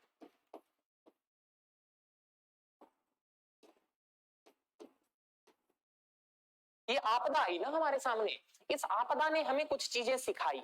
इस आपदा ने हमें कुछ चीजें सिखाई कि 21वीं सदी में अब जो है वो हमें कुछ बदलाव लाने की आवश्यकता है। तो उसी आपदा को अवसर में परिवर्तित करने की बात इन्होंने की। आपदा को अवसर में कैसे परिवर्तित किया जाएगा, बहुत इंपॉर्टेंट है। ये 4 मिनट 5 मिनट बहुत फोकस से सुनिएगा तो क्लियर हो जाएगा। सबसे पहली बात उन्होंने कहा कि ये जो आत्मनिर्भर है ना, ये आत्म केंद्रित नहीं है। आत्म केंद्रित नहीं है, हम आत्मनिर्भर बनेंगे। आत्म केंद्रित नहीं, हम आत्मनिर्भर बनेंगे।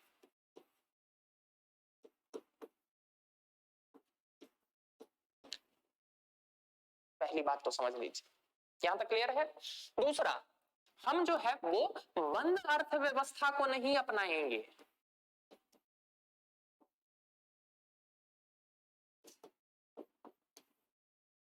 हम खुली अर्थव्यवस्था को ही अपनाएंगे।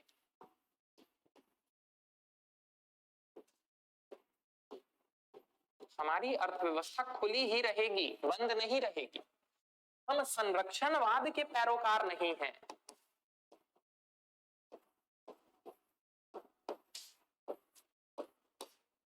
ठीक ना? हम वैश्वीकरण के ही पैरोकार हैं। अभी भी हम वैश्वीकरण को ही मानेंगे। बात समझ में आया? ठीक। ये थे कुछ मुख्य बिंदु। अब जरा समझिएगा कि इसमें चैलेंज क्या है, आखिर क्यों मैंने बोला क्या कि थोड़ा सा ध्यान दीजिए। अब ये है मुख्य बिंदु। ठीक, जरा बातों को ध्यान दीजिएगा। यहाँ पर आपको लग रहा होगा क्या कि सर ये बातें कुछ सुनी सुनी सी लग रही है। अभी कल की ही क्लास में जब आप पढ़ा रहे थे ना, कल परसों की क्लास में जब आप पढ़ा रहे थे कि एलपीजी रिफॉर्म के पहले, लिबरलाइजेशन, प्राइवेटाइजेशन, ग्लोबलाइजेशन के पहले हमारी अर्थव्यवस्था कुछ ऐसा ही बात करती थी कि आत्मनिर्भर बनो, आत्मनिर्भर बनो, आत्मनिर्भर बनो। Second 5 year plan, Nehru Mahalanobis model, याद आ रहा है? तो सर आप ही ने बताया क्या कि उस मॉडल को हमने अपनाया तो हम बैलेंस ऑफ पेमेंट क्राइसिस में पड़ गए, हम तो भुगतान संतुलन की समस्या में पड़ गए। तो आपको नहीं लगता सर फिर से हम आत्मनिर्भर भारत की बात कर रहे हैं तो फिर से तो हम उसी समस्या में पड़ जाएंगे? यानी कि कहीं ऐसा तो नहीं कि हम प्री एलपीजी में जो कर रहे थे, एलपीजी से पहले जो चीजें कर रहे थे हम फिर से वही करने जा रहे हैं? ऐसा बिल्कुल नहीं है। यही तो अंतर है दोनों में। उस टाइम हमारी जो अर्थव्यवस्था थी वो आत्म केंद्रित अर्थव्यवस्था थी, यानी कि हम केवल अपने बारे में सोचते थे कि हमारे देश में जो चीजें आवश्यक है हम केवल उसका उत्पादन करेंगे। हमको अपना आत्मनिर्भर बनने के चक्कर में हम निर्यात भी नहीं करते थे। याद है मैंने पॉइंट के रूप में लिखवाया था क्या कि हम क्या करते थे, हम विदेशों में निवेश करने की भी अनुमति नहीं देते थे अपने प्लेयर्स को। इनफैक्ट हम विदेशियों को भारत में निवेश करने की अनुमति नहीं देते थे। बात समझ में आ रहा? तो ये सारी समस्याएं थी, यानी कि उस टाइम जो हमारी अर्थव्यवस्था थी वो आत्म केंद्रित अर्थव्यवस्था थी। लेकिन आज हम बनने की क्या कोशिश कर रहे हैं? आज हम आत्मनिर्भर बनने की कोशिश कर रहे हैं। दोनों में डिफरेंस बहुत माइन्यूट है। आई होप आप समझ पा रहे हैं। क्या है कि जब हम आत्म केंद्रित की बात करते हैं तो हम बात करते हैं कि हम केवल वही चीज करेंगे जो हमारे लिए अच्छा हो। लेकिन जब हम आत्मनिर्भर की बात करते हैं तो हम केवल अपने लिए जरूरत की चीजें ही नहीं करेंगे, हम अपनी जरूरतों को तो पूरा करेंगे ही, लेकिन साथ साथ हम इस विश्व की जरूरतों को भी पूरा करेंगे। अब अंतर समझ में आ रहा है? दोनों में बहुत माइन्यूट अंतर है। इनफैक्ट मैं बताऊं, जब ये घोषणा की गई थी ना तो भारत के बड़े बड़े अर्थशास्त्रियों ने यही बात कही थी कि हम फिर से प्री एलपीजी मॉडल में जा रहे हैं। यानी कि जब उन बड़े बड़े अर्थशास्त्रियों को अंतर नहीं क्लियर हो रहा था,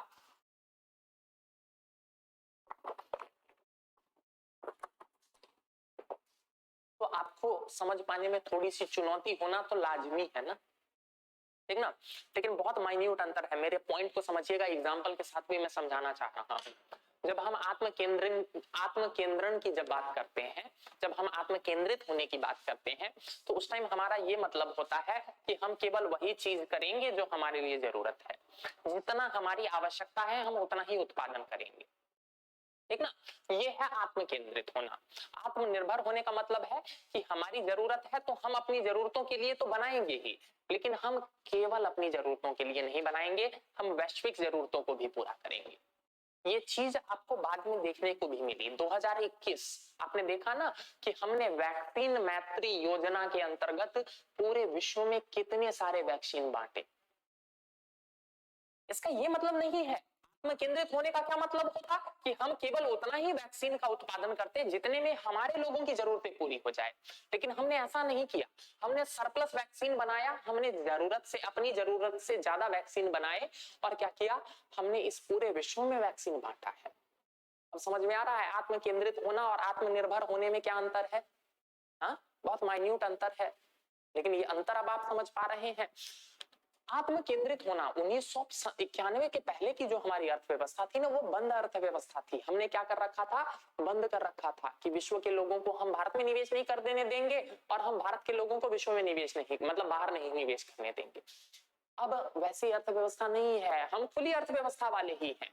ऐसा नहीं है, हम ये नहीं बोल रहे हैं क्या कि तुम आके भारत में उत्पादन ना करो, प्लांट ना लगाओ, हम बस ये बोल रहे हैं कि अगर आओ तो हमें भी सिखाओ।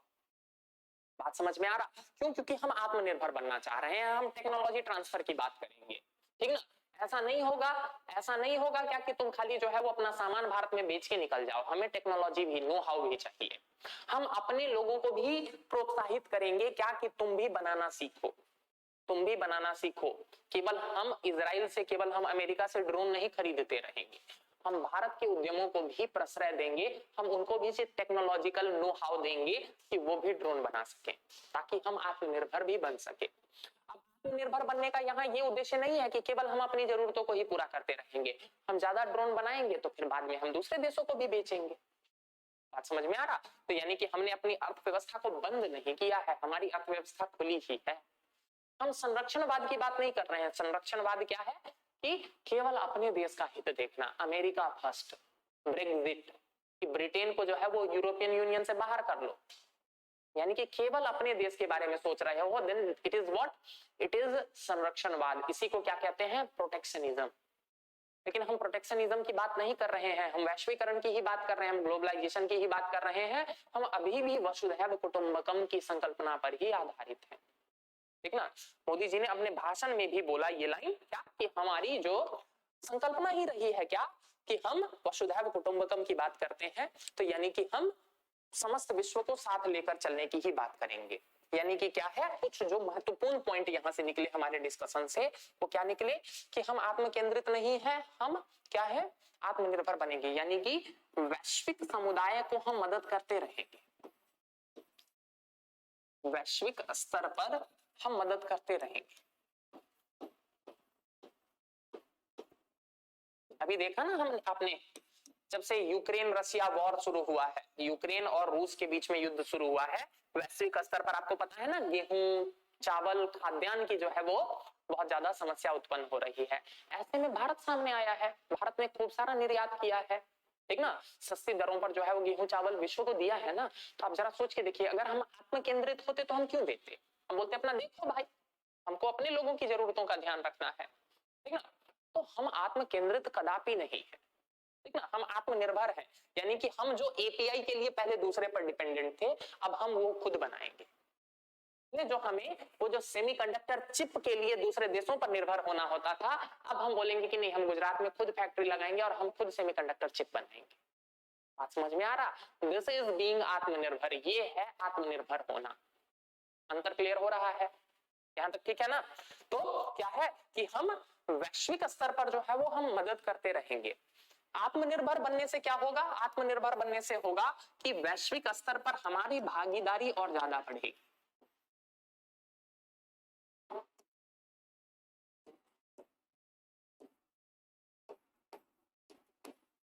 वैश्विक स्तर पर हमारी भागीदारी और ज्यादा बढ़ेगी। आप जरा खुद सोच के देखिए ना, आप जरा खुद सोच के देखिए, आप बाहर पार्टिसिपेट तो तभी कीजिएगा ना जब आप खुद में समर्थ होइएगा। बात समझ में आ रहा? आप विश्व को लीड तो तभी कर पाइएगा ना जब आप अपने आप में अंदर से मजबूत रहिएगा। तो सिंपल सी बात है, मोदी जी ने यही कहा, या फिर हमारे भारत के प्रधानमंत्री जी ने यही कहा क्या कि 21वीं सदी जो भारत की सदी है, 21वीं सदी जो भारत की सदी है, यदि भारत को वैश्विक स्तर पर अपना कद बड़ा करना है तो इसके लिए आवश्यक क्या होगा? हमें आत्मनिर्भर बनना पड़ेगा। सिंपल सी बात है, किसी दूसरे पर निर्भर हो तो फिर कैसे दबदबा कैसे कायम कर सकते हो, या फिर तुम फिर बड़े कैसे बनोगे, तुम लीडर कैसे बनोगे? लीडर बनने के लिए तो तुमको आत्मनिर्भर बनना पड़ेगा ना। बात समझ में आ रहा? यही है आपदा से अवसर, कि इस आपदा में ऐसा अवसर खोजो कि जो भारत को 21वीं सदी में क्या करे, वैश्विक समुदाय के समक्ष एक बड़े कद के रूप में प्रेजेंट करे। बात समझ में आ रहा? तब क्या हो कि मोदी जी जाए G20 समिट में और सबसे आगे आगे वो हो और बाकी सब पीछे पीछे हो, ठीक ना। पता नहीं फोटोग्राफर भी सही टाइम पर पहुंच जाता है फोटो खींचने के लिए। अरे देखा था ना आप लोगों ने, वो जो पिछले साल गए थे, था ना, सीढ़ी पर से आ रहे हैं और बाकी सारे नेता जो हैं वो पीछे, इंडिया लीड कर रहा है, लीडिंग फ्रॉम द फ्रंट। ठीक, तो उसके लिए आवश्यक क्या है? उसके लिए आवश्यक है आत्मनिर्भर बनना। यहां तक बात समझ में आ रही? ठीक, तो 21वीं सदी में नेतृत्व के लिए भारत को आत्मनिर्भर बनना आवश्यक है।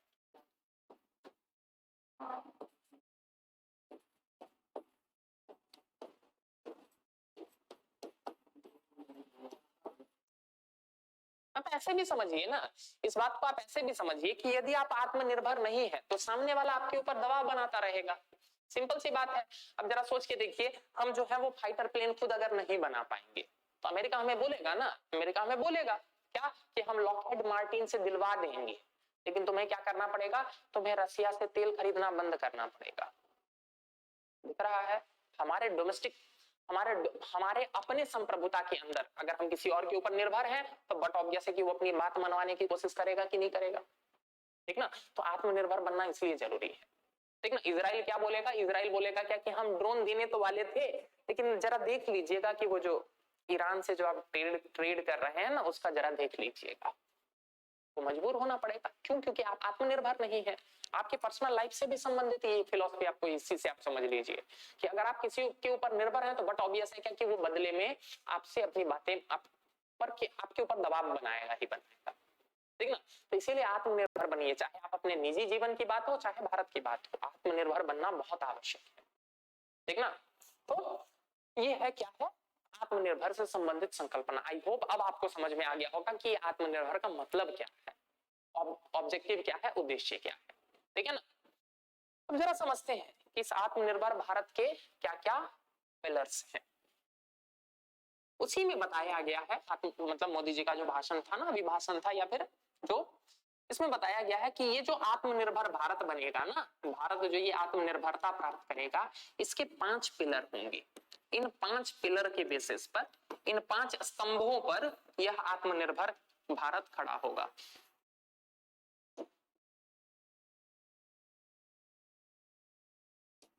यह जो आत्मनिर्भर भारत होगा ये इन 5 स्तंभों पर खड़ा होगा। कौन से हैं ये 5 स्तंभ, बात को समझिए। सुपरमैन बनाइए, ठीक। अरे डायग्राम बनाने का तरीका सिखा रहा हूँ, आंसर वगैरह में लिखते वक्त आप ऐसे डायग्रामेटिक रिप्रेजेंटेशन वगैरह कीजिएगा ना तो आपका आंसर देखने में ज्यादा सुंदर होगा, ठीक ना। तो सुपरमैन बनाइए आत्मनिर्भर भारत के स्तंभ। सबसे पहला स्तंभ है इसमें, that is what, that is demand, यानी कि मांग, ठीक। दूसरा स्तंभ है इसमें इकोनॉमी, अर्थव्यवस्था।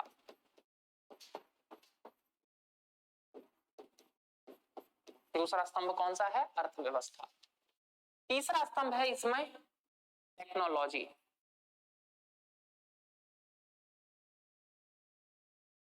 तकनीक, ठीक ना। टेक्नोलॉजी की जगह आपको सिस्टम भी लिखा हुआ मिल जाएगा, यानी कि तकनीक आधारित व्यवस्थाएं, तकनीक आधारित व्यवस्थाएं। यहां तक समझ में आया। अगला है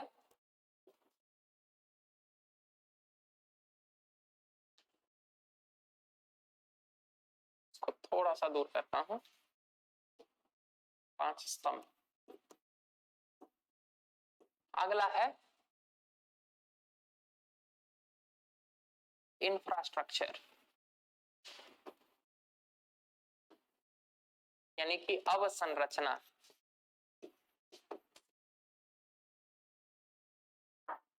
और 5वां है डेमोग्राफी। क्या है डेमोग्राफी का मतलब, डेमोग्राफी का मतलब है जनसंख्या या जनसांख्यिकी।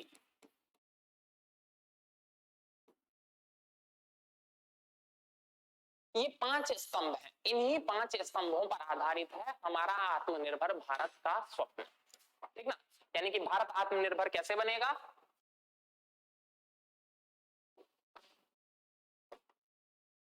इन्हीं 5 स्तंभों के माध्यम से, ठीक ना। ये 5 स्तंभ है, याद कर लीजिएगा, इनको कंठस्थ कर लीजिएगा। इनमें से कोई भी स्तंभ के बारे में पूछा जा सकता है, आपको ऑप्शन के रूप में दे देगा कि कौन सा है कौन सा नहीं है, इस तरह के क्वेश्चन बन सकते हैं, ठीक ना। तो ये 5 याद रहे, demand, economy, technology based system, infrastructure and demography, ये 5 स्तंभ है। जरा बात को समझिएगा। डिमांड, आपको मैंने बता रखा है ना कि डिमांड का वर्चुअस साइकिल क्या होता है। मांग, पहला हम देख रहे हैं मांग, डिमांड, मांग। इसका वर्चुअस साइकिल, जो इसका सूचक्र होता है वो क्या होता है कि अर्थव्यवस्था में बस मांग को बढ़ाओ, मांग को बढ़ाओ, अपने आप जो है वो बाकी सारी चीजें ठीक ठाक होने लग जाती है। मैंने आप लोगों को बता रखा है कि मांग का सूचक्र क्या होता है, सूचक्र, virtuous cycle of demand, virtuous cycle of demand, मांग का सूचक्र। मांग बढ़ेगी, अगर अर्थव्यवस्था में मांग क्रिएट होगी तो इसका सिंपल सा क्या मतलब है कि इंडस्ट्रीज जो है वो ज्यादा से ज्यादा लगाना चाहेंगे। अरे सिंपल सी बात है, आप सोच के देखिए, कल तक अर्थव्यवस्था में 100 शर्ट की मांग थी और मान के चलिए एक ही फैक्ट्री थी जिससे 100 शर्ट की आपूर्ति सुनिश्चित हो जाती थी। अब अचानक से अर्थव्यवस्था में मान के चलिए क्या हो गया, अर्थव्यवस्था में अचानक से 200 शर्ट की मांग हो गई या मांग बढ़ गई, तो क्या हो जाएगा, वो एक और फैक्ट्री लगाने के लिए मजबूर होगा कि नहीं, वो सोचेगा कि नहीं कि एक और फैक्ट्री बना दिया जाए। तो यानी कि यदि मांग को अगले पेज में बताता हूं। यदि मांग है अर्थव्यवस्था में तो क्या है, उत्पादन अपने आप बढ़ता है, उत्पादन बढ़ता है। ठीक, मांग है ऐसा कर लीजिए, उत्पादन से पहले निवेश को बढ़ा लीजिए। मांग है अर्थव्यवस्था में तो निवेश बढ़ेगा।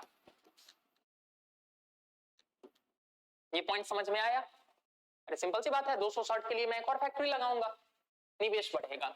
निवेश बढ़ेगा तो क्या है, उत्पादन बढ़ेगा। ठीक ना? अब एक बात बताइए, उत्पादन बढ़ेगा तो क्या हो जाएगा, जीडीपी ग्रोथ, उस देश की अर्थव्यवस्था और ज्यादा मजबूत हो रही है। ये पॉइंट तो समझ में आ रहा?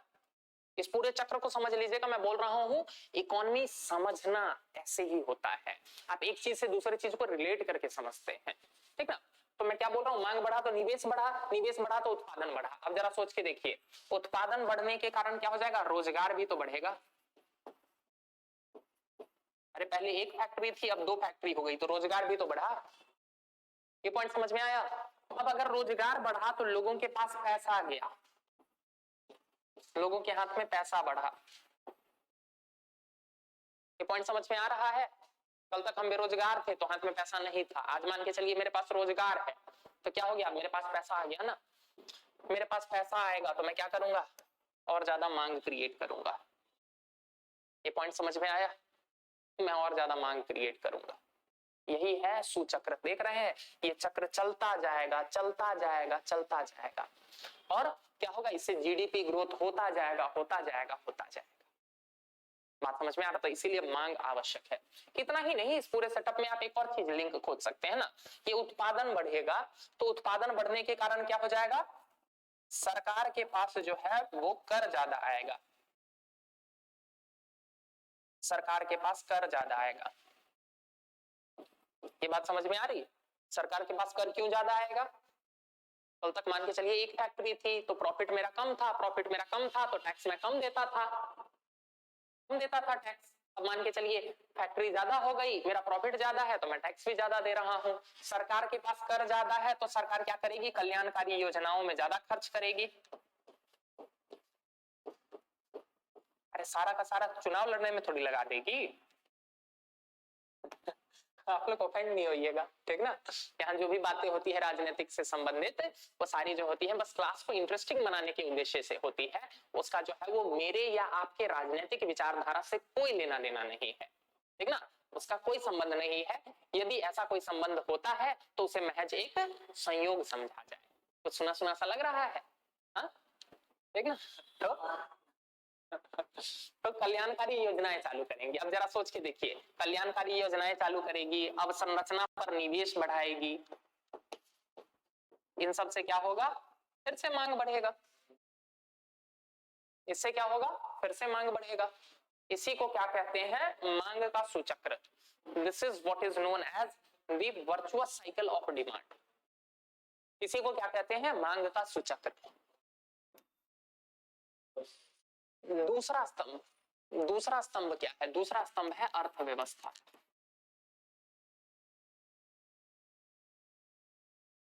आत्मनिर्भर भारत बनने के लिए क्या आवश्यक है कि अब अर्थव्यवस्था जो है वो धीरे धीरे चलती रहेगी ना, धीरे धीरे बढ़ती रहेगी, उससे काम नहीं चलेगा। अब हमें आवश्यकता क्या है, हमें आवश्यकता है क्वांटम जंप की, क्वांटम जंप की। यानी कि अब हमें क्या करना होगा, अर्थव्यवस्था को तेजी से, ठीक ना, बड़ी छलांग लगानी होगी हमें। अर्थव्यवस्था में परिवर्तन के लिए बड़ी छलांग लगानी पड़ेगी। वो वाला नहीं है कि शेर जब 2 कदम पीछे लेता है तो इसलिए लेता है पुष्पा आ गया है, नहीं। अरे पुष्पा 2 का ट्रेलर नहीं देखा है, उसमें है ना ऐसा कुछ कि जब शेर जब 2 कदम पीछे लेता है तो ये समझ लीजिए कि पुष्पा आ गया है। पुष्पा नहीं, वो जंप लेने के लिए। तो अर्थव्यवस्था को अब क्या आवश्यकता है, अब आवश्यकता है क्वांटम जंप की, यानी कि बड़ी छलांग लगाने की हमें आवश्यकता है ना। तो हमें किस दिशा में काम करना पड़ेगा, हमें प्रोडक्शन को इतनी तीव्र गति से बढ़ाना होगा ताकि हमारी अर्थव्यवस्था बहुत तेजी से आगे बढ़े। बात समझ में आ रहा, ठीक ना? तो ये दूसरा पिलर हुआ, दूसरा स्तंभ हुआ। तीसरा स्तंभ जो इसी के संबंधित था वो था इंफ्रास्ट्रक्चर, यानी कि अवसंरचना।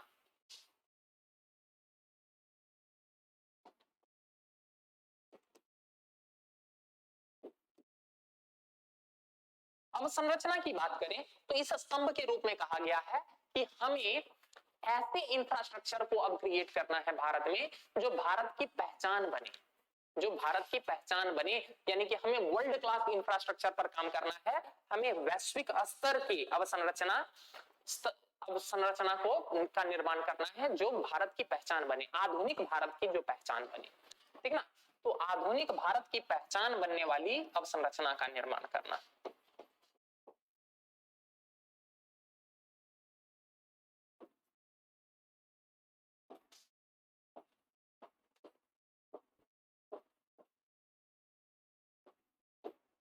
ऐसी अवसंरचना का निर्माण करना जो आधुनिक भारत की पहचान बने।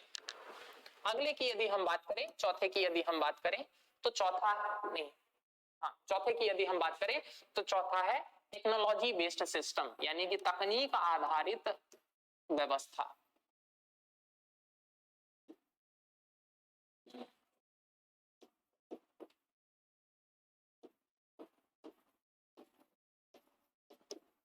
क्या है ये तकनीक आधारित व्यवस्था?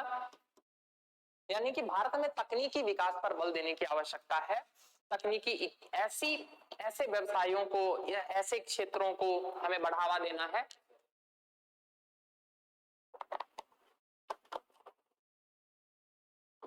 जहां पर तकनीकों का ज्यादा से ज्यादा प्रयोग हो सके। तकनीकी विकास पर बल देना, तकनीकों के माध्यम से हम बात कर रहे हैं ना, फोर्थ इंडस्ट्रियल रेवोल्यूशन, चौथी औद्योगिक क्रांति, जो किन चीजों पर बेस्ड है? IoT, internet of things, robotics, nanotechs, इन सब चीजों पर जो आधारित है, हमें उस को बढ़ावा देने की आवश्यकता है। ऐसी तकनीकी आधारित अर्थव्यवस्था को हमें बढ़ावा देने की जरूरत है, ठीक ना। पांचवे की यदि हम बात करें तो पांचवा है वाइब्रेंट डेमोग्राफी, यानी कि भारत की जनसंख्या।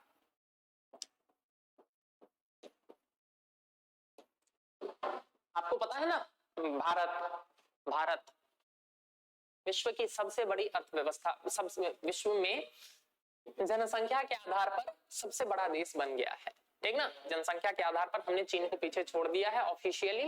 Now we are the largest country with respect to population. यहां तक बात समझ में आ रही? अब इतनी विशाल आबादी होने के कारण हमारे पास श्रम बल का आधिक्य है, हमारे पास लेबर फोर्स सरप्लस है, श्रम बल आधिक्य है।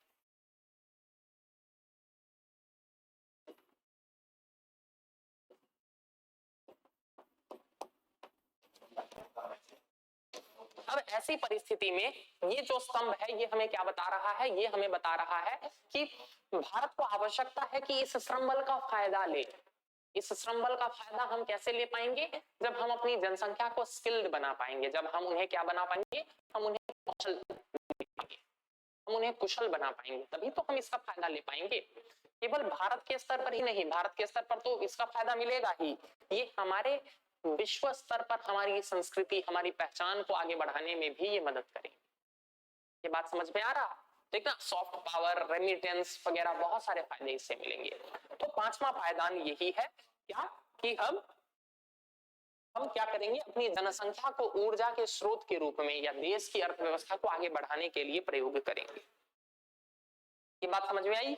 ये थे आपके 5 पिलर्स, ठीक है, यही थे आपके 5 पिलर्स।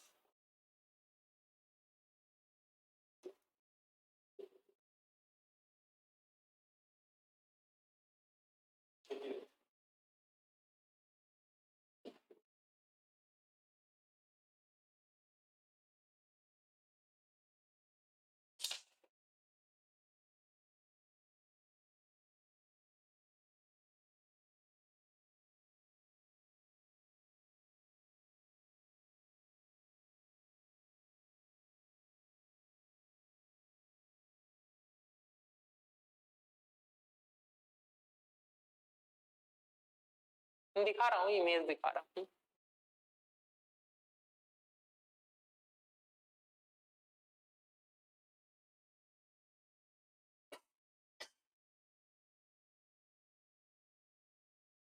ये देखिए न्यूज ऑन एआईआर, ठीक ना, पीआईबी ऑफिशियल दिख रहा लोगों के साथ।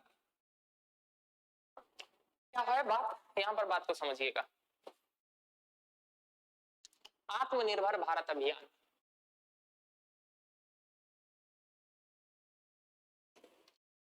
ये दिख रहा आत्मनिर्भर भारत के 5 पिलर, जिसकी अभी हम बात कर रहे थे। ये 5 स्तंभ हैं जिन पर खड़ा है पूरा आत्मनिर्भर भारत। पहला क्या है इसमें, ये देखिए अर्थव्यवस्था।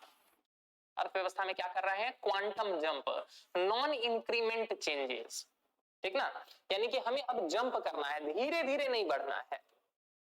वृद्धिशील मतलब धीरे धीरे, इंक्रीमेंट चेंज का क्या मतलब होता है कि वृद्धिशील परिवर्तन, यानी कि धीरे धीरे बढ़ने की अब बात नहीं, अब जंप करने की बात, ठीक ना। दूसरा क्या है, इंफ्रास्ट्रक्चर, अवसंरचना, यानी कि आधुनिक भारत की पहचान बने। हम ऐसा इंफ्रास्ट्रक्चर सिस्टम डेवलप करेंगे जो क्या है, आधुनिक भारत की पहचान बन सके।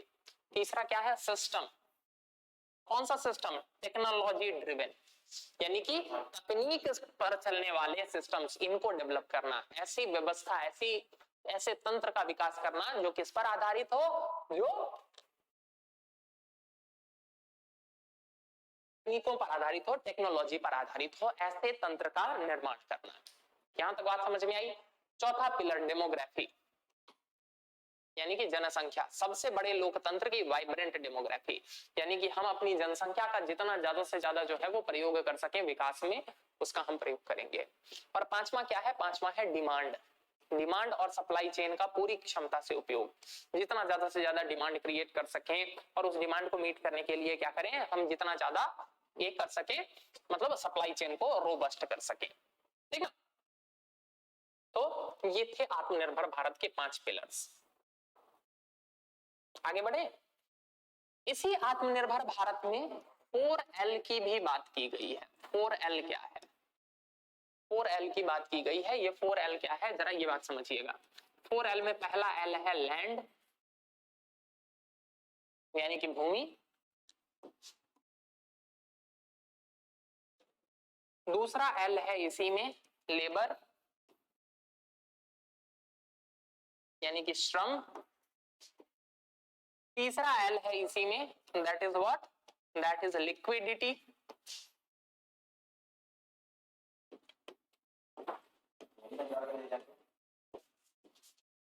तरलता। और चौथा L है लॉ, यानी कि क्या, कानून। 4L की बात की गई है। बोला गया है कि इन 4L, इन चारों पर जो है वो क्या करना है, ध्यान देने की जरूरत है। इस क्षेत्र को ठीक करने की आवश्यकता है। क्या है, सबसे ज्यादा प्रॉब्लम भारत में यदि होता है बिजनेस वगैरह सेटअप करने में, यदि इंडस्ट्री वगैरह को लगाने में, तो वो क्या होता है, इस लैंड की आपूर्ति, भूमि की आपूर्ति सबसे बड़ी चुनौती होती है। तो क्या बोला गया है, इस लैंड वाली समस्या को दूर करो, ठीक ना। क्यों, क्योंकि जमीन की उपलब्धता सुनिश्चित होगी तभी तो उद्योगों का विकास होगा, तभी तो भारत में नए नए उद्योग आएंगे और वो भारत में फलेंगे फूलेंगे। अगर लैंड ही नहीं रहेगा, भूमि की आपूर्ति ही नहीं सुनिश्चित हो पाएगी, तो कैसे आएंगे। पहली बात तो ये हो गई। दूसरी तरफ है लेबर, यानी कि श्रम, श्रम बल जितना ज्यादा से ज्यादा हो, श्रम बल, श्रमिक वगैरह हो, वो जो है वो काम कर सके, वो मेहनत कर सके, उनके पास कौशल हो, उनको रोजगार से जोड़ा जाए, तो श्रम, इस पर भी काम करने की आवश्यकता है। कुशल श्रम प्रदान करना, कौशल प्रदान करना हमारी आबादी को, ताकि वो क्या हो सके, वो रोजगार योग्य हो सके। वो नई जो industrial revolution, fourth industrial revolution में जो नई नई तकनीकें आ रही है,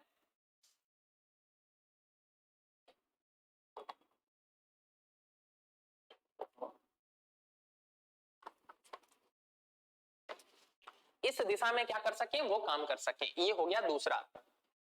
तीसरा इसी दिशा में क्या है, वो है लिक्विडिटी, तरलता। तरलता, इसका क्या मतलब है कि पैसों की आपूर्ति इतनी सहज हो, इतनी आसानी से इंश्योर की जा सके, लिक्विडिटी, पैसों की आपूर्ति इतनी आसानी से सुनिश्चित की जा सके कि क्या हो, बिजनेस करना, व्यापार करना जो है वो आसान हो सके, वो सरल हो सके। तो तरलता सुनिश्चित करना, लिक्विडिटी सुनिश्चित करना, ये भी अपने आप में एक फैक्टर है। चौथा और अंतिम फैक्टर, चौथा जिस क्षेत्र में काम करना है वो क्या है, लॉ, कानून के संदर्भ में है, कि यानी कि कानून वगैरह जो है वो इतने आसान हो, बिना मतलब के बहुत सारे एम्बिग्विटी ना हो, कानूनों के बीच में विरोधाभास ना हो, ठीक ना।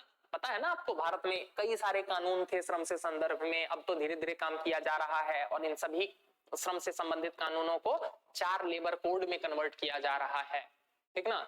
इसको एज अ होमवर्क लिखिए, नोट डाउन कीजिए और आज जाके देखिएगा 4 लेबर कोड कौन कौन से हैं। लेबर कोड 4 श्रम कोड कौन कौन से हैं।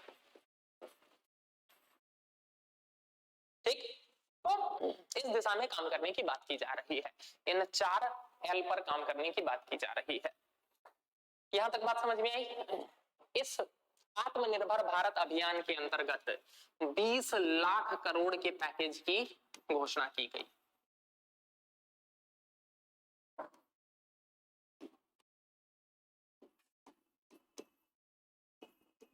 भारत कोविड महामारी से जूझ रहा था, इस महामारी के प्रभाव को कम करने की दिशा में क्या किया गया, सरकार द्वारा 20 लाख करोड़ के पैकेज का अनाउंसमेंट किया गया। ठीक ना, कि 20 लाख करोड़ उस टाइम के लगभग 10% ऑफ जीडीपी था, यानी कि देश की कुल जीडीपी का, देश के पूर्ण सकल घरेलू उत्पाद का यह लगभग 10% के आसपास था। तो 20 लाख करोड़ के पैकेज का अनाउंसमेंट किया गया। इस 20 लाख करोड़ का जो पैकेज था ये 5 किस्तों में दिया गया, 5 किस्तों में बांटा गया।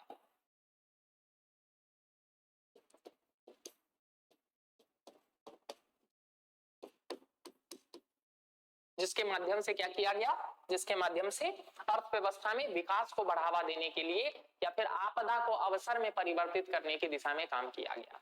इसी कंटेक्स्ट में मोदी जी का एक और नारा आया, या भारत के प्रधानमंत्री का एक और नारा आया, which was what, which was था वोकल फॉर लोकल, जो कि क्या था, वोकल फॉर लोकल।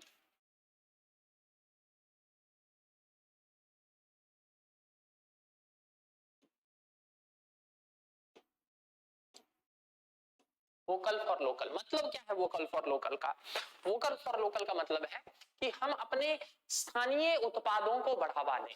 स्थानीय उत्पादों को बढ़ावा देने का क्या मतलब है कि स्थानीय इंडस्ट्री वगैरह जो है, जो स्थानीय उद्योग हैं, सूक्ष्म लघु मध्यम उद्योग वगैरह हैं, इनके उत्पादों की भी खरीदारी करें, इनके उत्पादों की भी मांग क्या करें, सुनिश्चित करें। इसके माध्यम से क्या होगा, इसके माध्यम से होगा कि वोकल फॉर लोकल सुनिश्चित हो पाएगा, यानी कि इन उत्पादों की डिमांड बढ़ेगी तो इनकी डिमांड बढ़ेगी तो इनका उत्पादन बढ़ेगा, इन उद्योगों को भी प्रश्रय मिलेगा। ठीक ना, तो वोकल फॉर लोकल की बात की गई इसी के अंतर्गत। यहां तक बात समझ में आ रहा। तो ये थे आत्मनिर्भर भारत से संबंधित आपके प्रोविजन। हालांकि इसके संदर्भ में कुछ आलोचनाएं भी की गई या इसमें कुछ कमियों को भी इंगित किया गया। क्या है आत्मनिर्भर भारत से संबंधित आलोचनाएं, ठीक ना, क्या इसमें चुनौतियों को प्रस्तुत किया गया। सबसे पहली चुनौती की यदि हम बात करें तो ये कहा गया कि ये जो 20 लाख करोड़ का जो पैकेज दिया गया है ना, इसमें ज्यादातर जो प्रोविजन है ना, मैक्सिमम जो प्रोविजन है, they are in the form of credit. वो किस रूप में है, वो ऋण के रूप में है, ऋण के रूप में है।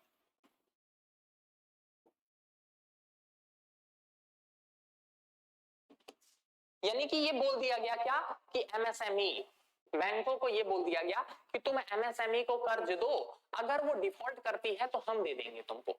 यानी कि सरकार ने क्या कहा कि हम गारंटर हैं, हम क्या कर देंगे, तुम लोन दो, सस्ती दरों पर दो, बिना कोई चीज गिरवी रखे उनको लोन दे देना। जरा सोच के देखिए, इनडायरेक्टली तो ये ऋण ही है ना। लोगों का ये कहना है, आलोचकों का ये कहना था कि आप जो ये बार बार बोल रहे हैं कि आपने 20 लाख करोड़ का पैकेज दिया है, तो पैकेज इससे सुनने में तो ये लग रहा है कि आपने 20 लाख करोड़ रुपए बांटे हैं, इनडायरेक्टली जो है वो लोगों को दिए हैं या डायरेक्टली लोगों तक पहुंचाए हैं, लेकिन ऐसा तो है नहीं, आप तो ऋण के रूप में दे रहे हैं ना। आपने क्या बोल दिया है, आपने बोल दिया है कि एमएसएमई को दे देना, बाकी जो छोटे छोटे उद्यमी आ रहे हैं उनको दे देना, अलग अलग सेक्टर्स को दे देना, तो ये सारी बातें आपने कर रखी है।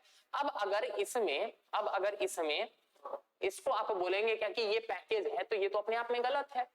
इनफैक्ट कुछ आलोचकों का तो ये भी कहना था, आलोचकों को क्या, सरकार ने भी यही किया ही था क्या कि आरबीआई ने, रिजर्व बैंक ऑफ इंडिया ने ऋण दर वगैरह में कुछ छूटें दी थी, आदि में कुछ छूटें प्रदान की थी।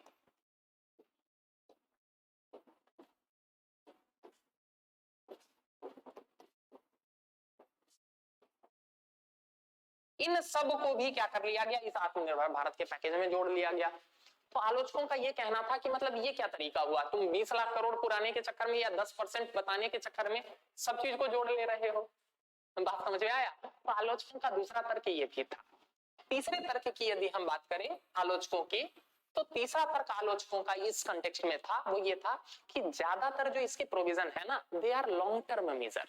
आपने आज लोन देना स्टार्ट किया है तो इसका प्रभाव तुरंत थोड़ी देखने को मिल जाएगा। उद्योगों की स्थापना होगी, उद्योगों का विकास होगा, तो इसमें 5-6 साल लगेगा। लेकिन कोरोना अभी जब फैली हुई है तो हमें शॉर्ट टर्म मेजर की आवश्यकता है, यानी कि तुरंत जिसका प्रभाव हो। तो आलोचकों का एक तर्क भी ये भी था कि ये दीर्घकालिक प्रावधान ज्यादा है, दीर्घकालिक प्रावधान ज्यादा है इसमें, अल्पकालिक प्रावधान कम है। ये भी एक आलोचना थी। चौथी आलोचना की यदि हम बात करें तो चौथी आलोचना क्या कही गई? चौथी आलोचना कही गई कि it's just an old wine in new bottle. ये क्या है? वही पुरानी शराब है, बस उसको क्या कर दिया गया है, एक नए बोतल में भर दिया गया है। It's the old wine in new bottle. कौन सा ओल्ड वाइन है? ये ओल्ड वाइन है मेक इन इंडिया।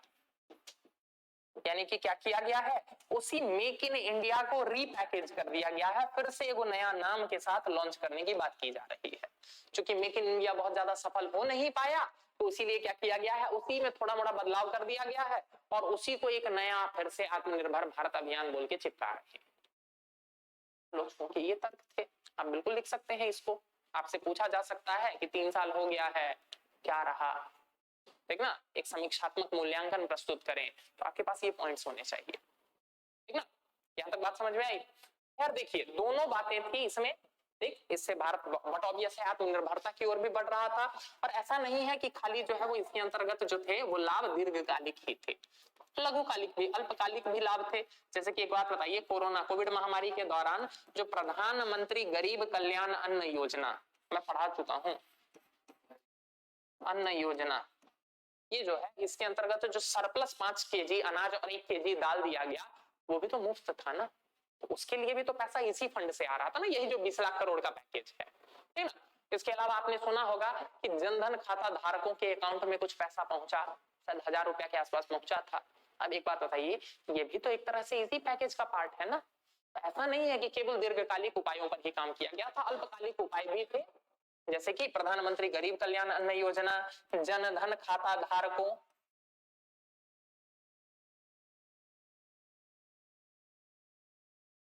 जनधन खाता धारकों को प्रत्यक्ष भुगतान, उज्ज्वला योजना के अंतर्गत सिलेंडर वगैरह कुछ फ्री दिए गए थे,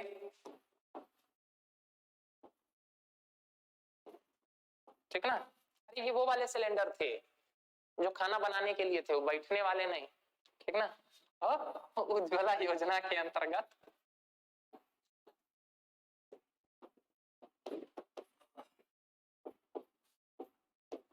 सिलेंडर, तो कुछ ऐसा नहीं है कि खाली जो है वो क्या बोलते हैं, दीर्घकालिक उपाय ही थे, अल्पकालिक उपाय भी थे।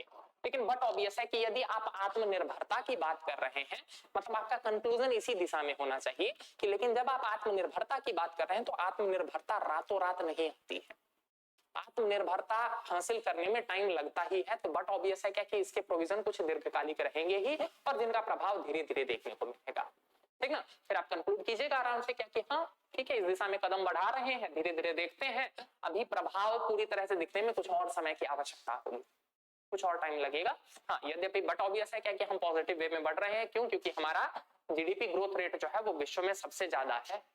बात समझ में आ रहा ना? आप लोगों को बताया है कि सबने बोला है, प्रेडिक्ट किया है कि भारत की अर्थव्यवस्था 7% के आसपास से बढ़ेगी, जबकि वैश्विक अर्थव्यवस्था मुश्किल से 1 या 2% के आसपास से बढ़ रही है। तो भारत बढ़ रहा है तो निसंदेह हम कह सकते हैं क्या कि क्या है, आत्मनिर्भर भारत का कुछ सकारात्मक दिख रहा है, ठीक ना। उसके बाद भी देख लीजिए, हमने जो है वो वैश्विक कई जगहों पर नेतृत्वकर्ता की भूमिका निभाई है, ठीक है ना। तो ये सारे पॉइंट्स लिख के आप क्या कर सकते हैं इस आत्मनिर्भर भारत से संबंधित। मैंने आत्मनिर्भर भारत के हर पक्ष की बात कर दी। क्या है आत्मनिर्भर भारत, कैसे ये जो है वो पहले 1991 वाले से डिफरेंट है, इसके उद्देश्य क्या है, क्या इसके पीछे जो है वो फिलॉसफी है, क्या तर्क है, इसके पिलर क्या है। पीटी में जो जो चीजें आपके काम की होंगी वो सब चीज अलग से एक बार देख लीजिएगा। पीटी में आपके काम की चीजें ये सारी है। क्या है आपको याद रखना होगा, ये पिलर कौन कौन से हैं, अर्थव्यवस्था, इंफ्रास्ट्रक्चर, सिस्टम, डेमोग्राफी, डिमांड, ये 5 पिलर। इसके अलावा आपको ये याद रखना होगा कि लगभग 10% ऑफ जीडीपी था और 20 लाख करोड़ का पैकेज था।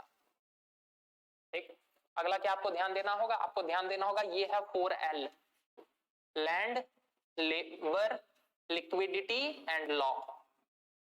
4L पर इसके अंतर्गत जोर देने की बात की गई है, 4L, ठीक ना। श्रमिक, मजदूर, मध्यम वर्ग, समस्त वर्ग के लिए प्रावधान थे, ये सब अपनी वैसी वाली बातें हैं, ठीक ना। तो ये कुछ पॉइंट्स आपको याद रखने हैं। क्या 5 पिलर कौन से थे, 4L याद रखना है, 20 लाख करोड़, 10% ऑफ ये, और बाकी मेंस के लिए भी मैंने आपके पास भरपूर मात्रा दे रखा है, भरपूर कंटेंट दे रखा है। इसके संदर्भ में क्या चुनौतियां थी, क्या आलोचनाएं हैं, सरकार का क्या पक्ष है, सब कुछ हमने देख लिया। तक बात समझ में आई, ठीक ना। तो ये था आपका आत्मनिर्भर भारत अभियान।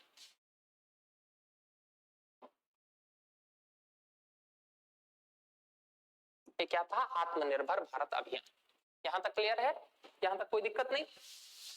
अब जरा बढ़ते हैं इसी कंटेक्स्ट में थोड़ा सा आगे, और हम आगे बढ़ के देखने की क्या कोशिश करेंगे, अब हम देखने की कोशिश करेंगे कि इस दिशा में सरकार और कौन कौन से जो है वो विविध कदम उठा रही है, जिसके माध्यम से भारत में इंडस्ट्रियल डेवलपमेंट को बढ़ावा दिया जा सके, भारत में औद्योगिक विकास को बढ़ावा दिया जा सके।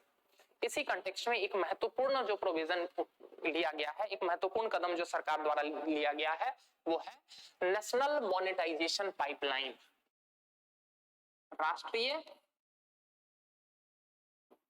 मौद्रीकरण pipeline.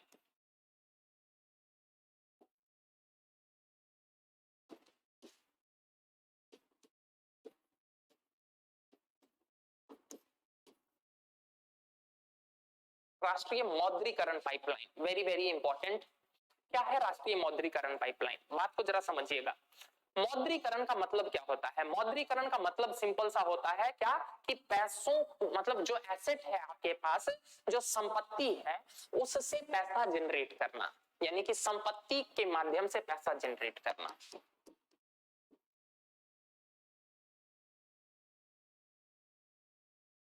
It is based on the principle of monetisation for creation. यह किस चीज, किस संकल्पना पर आधारित है, कि मौद्रीकरण के माध्यम से निर्माण करो, क्रिएशन थ्रू मोनेटाइजेशन।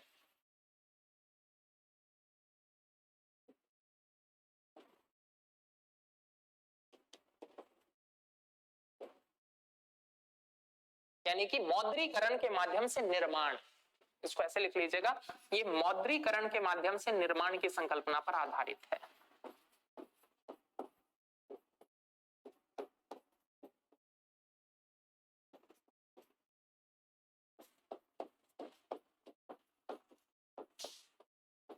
सर ये सब चीज तो लिख दिया सर, लेकिन ये नहीं समझ में आ रहा कि सर यहाँ पर मौद्रीकरण का क्या मतलब है, वो ऊपर से जा रहा है, सर जरा वो बता दीजिए। ये क्या थी, ये आपकी अंतरात्मा की आवाज थी। बात समझ में आया, बात को समझिए। मौद्रीकरण फॉर क्रिएशन का क्या मतलब है, मौद्रीकरण का मतलब है कि आपके पास जो संपत्ति है ना, उस संपत्ति को आप कुछ समय के लिए गिरवी रख दीजिए, या किसी समय, कुछ समय के लिए क्या कीजिए, आप उसको किसी दूसरे को दे दीजिए यूज करने के लिए, और उसके माध्यम से आपके पास क्या आ जाएगा, कुछ पैसा आ जाएगा, और इस पैसे का प्रयोग करना है क्रिएशन के लिए, यानी कि इस पैसे का प्रयोग करना है और नई संपत्तियों के निर्माण के लिए। बात समझ में आया। जैसे कि हमारे गांव घर में प्रचलित रहा है ना, हम क्या करते हैं, जमीन जो है वो किसी को दे देते हैं, ठीक ना, किसी को दे देते हैं, बदले में उससे कुछ पैसा मिल जाता है, फिर जब हम उसको लगा देते हैं कहीं और, दूसरी बात है उसको किसी और काम में नहीं यूज कर देना है। बात समझ में आ रहा ना। और फिर जब उससे जो है वो हमारे पास जब फंड जनरेट होता है, तो फिर हम अपना जमीन छुड़वा लेते हैं उससे, यही होता है ना। सेम कॉन्सेप्ट गवर्नमेंट लागू करना चाह रही है, वो क्या है, राष्ट्रीय मौद्रीकरण पाइपलाइन के माध्यम से। क्या है राष्ट्रीय मौद्रीकरण पाइपलाइन, इसका उद्देश्य है कि 2021-22 से लेकर 2025 के बीच, यानी कि इसको यूनियन बजट 2021-22 में लॉन्च किया गया है। बजट ये भी देख लीजिएगा, यूपीपीसीएस जो है वो पीटी में ये सारी चीजें भी पूछ लेता है कि कब जारी किया गया, क्रम में सजाइए। तो 2021-20 में यूनियन बजट में इसको जारी किया गया है। इसका ऑब्जेक्टिव क्या है, इसका उद्देश्य है 2025 तक मौद्रीकरण के माध्यम से, मोनेटाइजेशन के माध्यम से 6 लाख करोड़ रुपया जमा करना। ये टारगेट ध्यान रखिएगा, 6 लाख की जगह 5 लाख करोड़ देके आपको कंफ्यूज करेगा, 10 लाख करोड़ देके कंफ्यूज करेगा, तो 6 लाख करोड़ रुपया जो है वो जमा करना है, ठीक ना।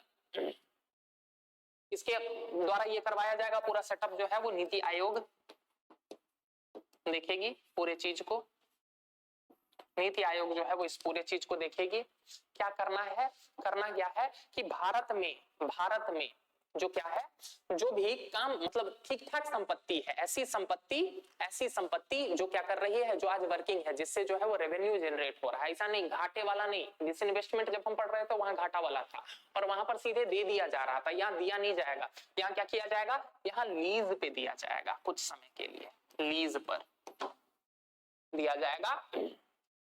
किनको, प्राइवेट प्लेयर को, sorry,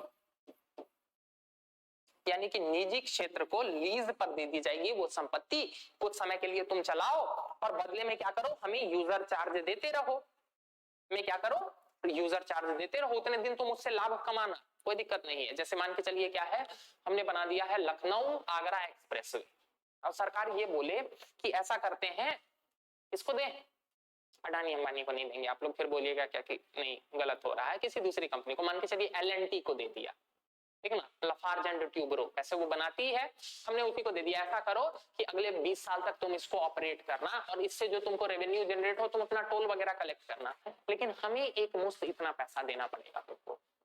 this is what is monetisation all about. इसी को क्या कहते हैं, मौद्रीकरण। इसके माध्यम से क्या करना है, इसके माध्यम से 6 लाख करोड़ जमा करना है। उद्देश्य क्या है, ये जो 6 लाख करोड़ रुपया जमा होगा ना, ये जो 6 लाख करोड़ रुपया जमा होगा, इस 6 लाख करोड़ रुपया से क्या करेंगे, हम नई अवसंरचनाओं का निर्माण करेंगे, नई अवसंरचना का निर्माण।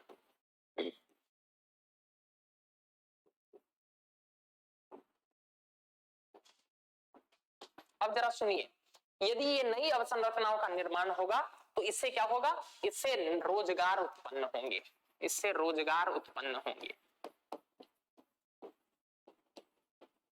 इससे अर्थव्यवस्था में मांग उत्पन्न होगी, इससे अर्थव्यवस्था में व्यापार करना सरल हो पाएगा, जिससे विदेशी निवेश बढ़ेगा।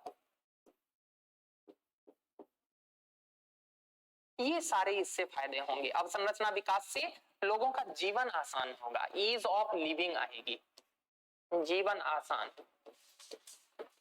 यानी कि क्या आएगा, ईज ऑफ लिविंग। ये कुछ की टर्म्स वगैरह अपने आंसर में हमेशा यूज किया कीजिए, ये सब आपके आंसर को जो है वो ज्यादा अच्छा आकर्षक बनाएंगी, ठीक ना। तो ये है मुख्य उद्देश्य किसका, नेशनल मॉनेटाइजेशन पाइपलाइन का। दिखाता हूं आप लोगों को,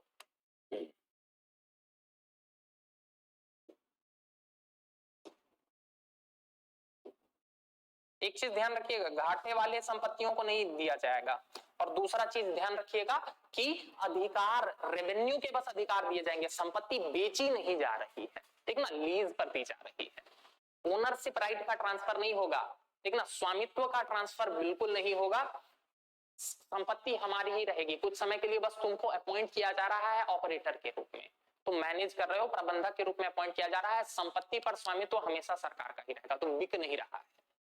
ये 2 पॉइंट बस ध्यान रखिएगा, स्टेटमेंट के रूप में वो दिया जा सकता है, तो आप स्टेटमेंट पॉइंट आउट कर लीजिएगा, ठीक ना। तो नेशनल मॉनेटाइजेशन पाइपलाइन दिखाता हूं, जो महत्वपूर्ण बिंदु है ना उसको दिखा देता हूं। मॉनेटाइजेशन पाइपलाइन,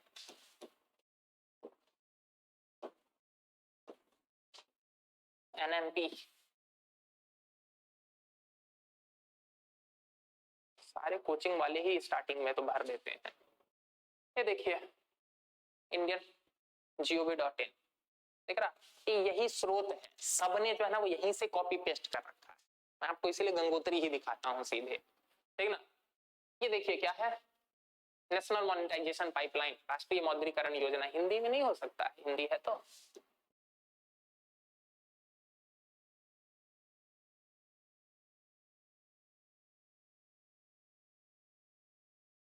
नहीं हुआ, नहीं होगा अवेलेबल, कोई बात नहीं, कुछ जो महत्वपूर्ण चीज है वो ध्यान रखिए, इसमें से क्या क्या है, ठीक। लॉन्च, ठीक है, उद्देश्य ये देखिए, potential of creating 6 lakh crore, ठीक ना, और over a period of 4 years from 2022 to 2025। तो 25 याद रखिएगा, 2030 लिख के आपको कंफ्यूज करेगा कि 2030 तक नहीं, 2025 तक। ठीक है, अगला क्या है, इस चीज पर कौन सी फिलॉसफी पर बेस्ड है, क्रिएशन थ्रू मोनेटाइजेशन, मौद्रीकरण के माध्यम से निर्माण करो। ये जो पैसा आएगा ना, इसे चुनाव नहीं लड़ना है, इसको जो है ना वो इधर उधर खर्च नहीं कर देना है, ठीक ना, इसको खर्च किस में करना है, इसको खर्च करना है नई इंफ्रास्ट्रक्चर के डेवलपमेंट में, ठीक ना। ठीक, तो क्रिएशन थ्रू मोनेटाइजेशन। अगला है is aimed at tapping in the private sector investment. अब इसके माध्यम से क्या होगा, प्राइवेट सेक्टर से पैसा निकलवाया जाएगा, जिसको लीज पे दे रहे हैं वो पैसा देगा ना, फॉर न्यू इंफ्रास्ट्रक्चर क्रिएशन, नई अवसंरचना के निर्माण के लिए। अगला क्या है, दिस इज द नेसेसरी, इससे क्या होगा, ये देखिए एम्प्लॉयमेंट क्रिएट होगा, इससे क्या होगा, इकोनॉमिक ग्रोथ भारत में होगा, रूरल और semi urban area, overall public welfare होगा, वही ईज ऑफ लिविंग जो मैंने बताया, अब संरचना निर्माण होगा, जहां सड़कें नहीं है वहां अगर सड़कें बनेंगी, आप खुद सोच के देखिए ना, इससे लोगों के जीवन को तो आसानी मिलेगी ना, बात समझ में आ रहा, अच्छी सड़कें बनेंगी, ऑल वेदर रोड्स बनेंगे, तो ये डेवलपमेंट होगा। ये देखिए, ये अनुमान है, इसके माध्यम से ये देखिए 6 लाख करोड़ जो आएगा, 6 लाख करोड़ जो आएगा उसके लिए पूरा रोड मैप भी बनाया गया है, क्या कि कौन से मिनिस्ट्री को कितना पैसा जाएगा और किधर किधर कितना पैसा जाएगा। ये देखिए सबसे ज्यादा पैसा जो है वो रोड में जाएगा, सेकंड नंबर पर सबसे ज्यादा पैसा जो है वो रेलवे के विकास में जाएगा। तो ये दो कम से कम आप याद रखिए कि नेशनल मोनेटाइजेशन पाइपलाइन में जो 6 लाख करोड़ प्राप्त करने की संकल्पना है, उसमें सबसे ज्यादा पैसा जो है वो किसको जाएगा, वो जाएगा रोड्स। और वैसे भी मतलब आप लॉजिकली भी सोच सकते हैं कि अब संरचना निर्माण सबसे ज्यादा कौन से क्षेत्र में होता है, सड़कों में होता है, ठीक ना। अब इतना चाहे आप बीजेपी समर्थक हो चाहे आप बीजेपी विरोधी हैं, आप इतना तो मानते हैं ना कि नितिन गडकरी जी काम करते हैं, काम करने में कोई दो राय नहीं है, सड़क वगैरह के निर्माण की दिशा में उनके क्षेत्र में या फिर उनके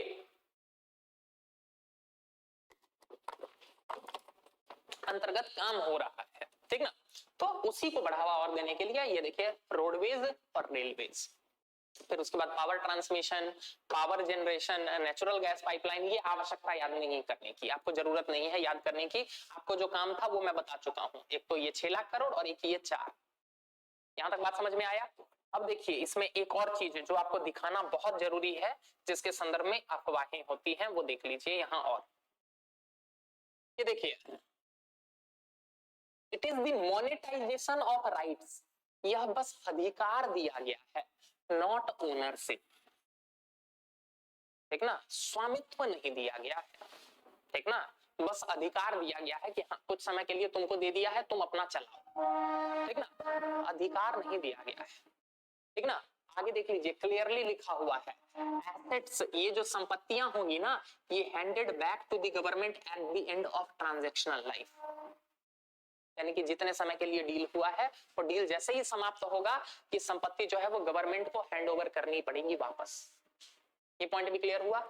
अगला देखिए, अगला है जो संपत्ति दी जा रही है वो कौन सी वाली है, वो है ब्राउनफील्ड डी रिस्क्ड एसेट, और जिनका स्टेबल रेवेन्यू स्ट्रीम है, यानी कि घाटे वाली कंपनियों को नहीं बेचा जा रहा है। ब्राउनफील्ड डी रिस्क्ड एसेट यानी कि ऐसे एसेट जिनमें रिस्क नहीं है और जो स्टेबल रेवेन्यू जनरेट कर सकते हैं। नहीं तो आप सोच के देखिए ना कि कोई प्राइवेट प्लेयर मूर्ख थोड़ी है, तो क्यों आएगा खरीदने के लिए या क्यों आएगा लीज पर लेने के लिए, बात समझ में आ रहा। तो क्योंकि आप ओनरशिप तो दे ही नहीं रहे हैं तो कोई क्यों खरीदेगा, बात समझ में आ रहा। तो इसीलिए इसके अंतर्गत डी रिस्क्ड एसेट ऐसी संपत्तियों को दिया जाएगा जिनमें बहुत ज्यादा चुनौती नहीं है या जिनके संदर्भ में बहुत सारी प्रॉब्लम्स नहीं है और जिनमें स्टेबल रेवेन्यू स्ट्रीम्स चल रहे हैं, ठीक ना। स्ट्रक्चर्ड पार्टनरशिप होगा, डिफाइंड कॉन्ट्रैक्चुअल फ्रेमवर्क होगा, अनुबंध होगा और स्ट्रिक्ट केपीआईज होंगे, ये सारे होंगे। इन सब के माध्यम से क्या होगा, 6 लाख करोड़ आएगा और जिसके माध्यम से क्या होगा कि लगभग 43 लाख करोड़ तक का जो है वो विकास सुनिश्चित किया जा सकेगा, ठीक ना। तो ये पूरा प्रोजेक्ट है जिसके माध्यम से क्या है भारत में विकास या फिर अवसंरचना विकास के लिए जो है वो बात किया जा रहा है। अच्छा हाँ, ये और देख लीजिए, ये पॉइंट भी एक नोट डाउन कर लीजिएगा, क्या है ये पॉइंट कि 5 सेक्टर में ही इस कंप्लीट वैल्यू का 83% जाएगा, कौन है? सबसे पहला है रोड जिसमें 27% जाएगा, फॉलोड बाय रेलवे जिसमें 25% जाएगा, एंड फॉलोड बाय पावर 15%। 3 लिख लीजिए, बस टॉप 3 लिख लीजिए ताकि कम से कम आपको अंदाजा तो रहे, ठीक ना। यानी कि पूरा जो पैसा जनरेट मतलब मिलेगा ना, उसमें से 27% अकेले रोड में चला जाएगा, 25% रेलवे में जाएगा, 15% पावर में जाएगा, ऑयल एंड गैस पाइपलाइन में 8% जाएगा और टेलीकॉम में भी 6% जाएगा। यानी कि टेलीकॉम क्षेत्र का भी विस्तार करने की दिशा में गवर्नमेंट काम करना चाहे। अब जरा सोच के देखिए, मैं ये नहीं बोल रहा हूं क्या कि आपसे सीधे यही क्वेश्चन पूछ ले। आपसे क्वेश्चन पूछ रहा है वो सिंपली क्या क्वेश्चन पूछ रहा है? आपसे क्वेश्चन पूछ रहा है पेपर 3 में साइंस एंड टेक वाले सेक्शन में कि भारत में संचार तंत्र के विकास के लिए क्या कदम उठाए जा रहे हैं। आप इस पॉइंट को लिख सकते हैं ना। नेशनल मोनेटाइजेशन पाइपलाइन में 6 लाख करोड़ जो जनरेट किया जा रहा है उसका 6% जो है वो टेलीकॉम के डेवलपमेंट के लिए यूज किया जा रहा है। अब अगर आपको पता ही नहीं है कि नेशनल मोनेटाइजेशन पाइपलाइन क्या है तो आप कैसे लिखिएगा? बात समझ में आ रहा? बॉडी में हो, कंक्लूजन में हो, जब आप आर्ग्यूमेंट दे रहे हैं कि नहीं भारत में टेलीकॉम सेक्टर के विकास के लिए सरकार प्रयास कर रही है, बस इतना लिख के छोड़ दिया, कैसे पता कि प्रयास कर रही है? जब तक आप ऐसे आर्ग्यूमेंट्स नहीं दीजिएगा, उसके पीछे ये फैक्ट नहीं कोट कीजिएगा, तब तक कैसे पता चलेगा? बात समझ में आ रहा? तो पीटी में तो ये चीजें इंपॉर्टेंट है ही, मेंस में ये रामबाण है, आपको यूज करना होगा इन चीजों को। बात समझ में आ रहा? अवसंरचना पर बात चल रही है, बताया था ना इंफ्रास्ट्रक्चर पर गवर्नमेंट का फोकस, मल्टीप्लायर इंपैक्ट पढ़ाया था जब बजट पढ़ा रहा था तब, गुणक प्रभाव, इंफ्रास्ट्रक्चर का मल्टीप्लायर इंपैक्ट क्या होता है। तो ये है आपका नेशनल मोनेटाइजेशन पाइपलाइन। यहां तक बात समझ में आई? आगे बढ़ते हैं। नेशनल मोनेटाइजेशन पाइपलाइन के बाद अब हम देखने की कोशिश करते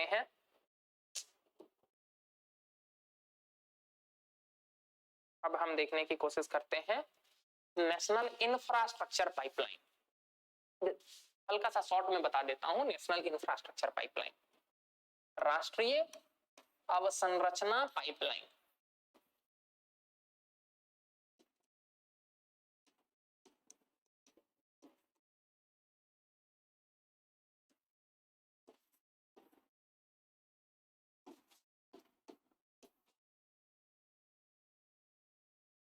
क्या है national infrastructure pipeline? Infrastructure pipeline, इस संकल्पना को 2020 में जारी किया गया था। It was proposed in 2020, 2020 budget पहले ही आ चुका था, कोविड से पहले ही, तो बजट में इसकी पहली बार घोषणा की गई थी। क्या था इसके अंतर्गत? इसके अंतर्गत था कि 2020 से लेकर 2025 के बीच में, 2020 से 2025 के बीच में देश में अवसंरचना के विकास के लिए, देश में किसके विकास के लिए? अवसंरचना के विकास के लिए क्या करना है? क्या करना है? 100 लाख करोड़ का निवेश करना है। 100 लाख करोड़, बहुत बड़ा प्रोजेक्ट है। 100 लाख करोड़ का निवेश करना है, जिसका उद्देश्य क्या है? इंफ्रास्ट्रक्चर डेवलपमेंट करना। ऑब्जेक्टिव क्या रखा गया था कि यदि इतना निवेश होगा अवसंरचना में तो क्या होगा? भारत 2025 तक $5 ट्रिलियन की इकोनॉमी बन जाएगा।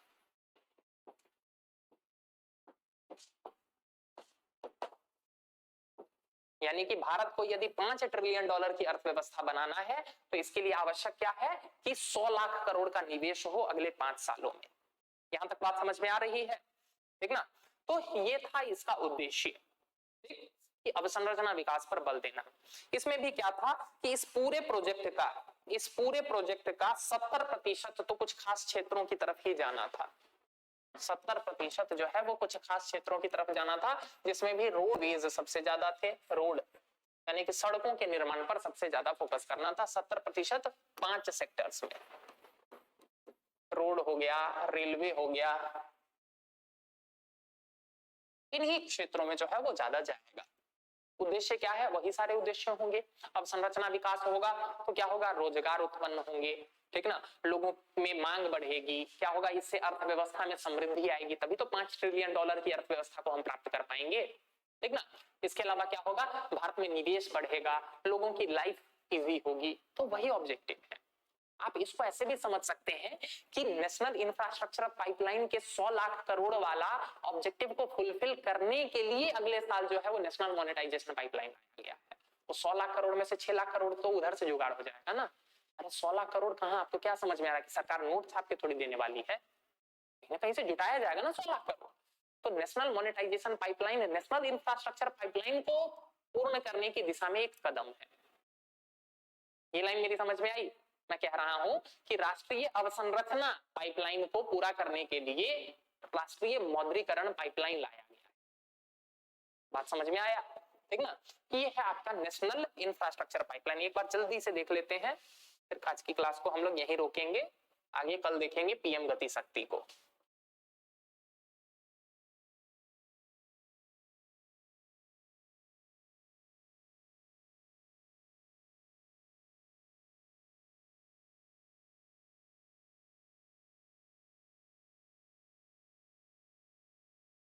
इंफ्रास्ट्रक्चर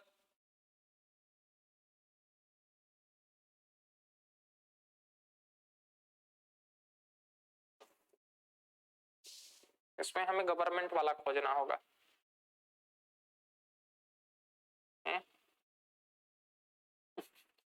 सब वैसे ही वाले मिलते हैं। ये अच्छा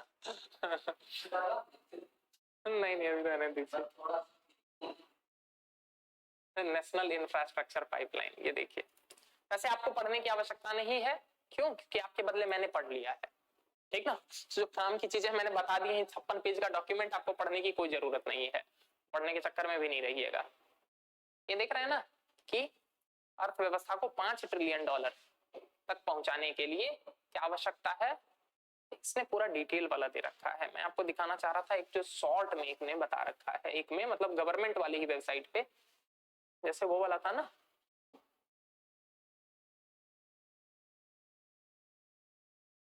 इसमें मिल जाएगा ना। ये भी गवर्नमेंट का ही पोर्टल है, ठीक ना। गवर्नमेंट ऑफ इंडिया दिख रहा ना, ministry of commerce and industry, ये देखिए। हाँ, इसी की बात कर रहा था मैं। क्या खुल जा रहा है?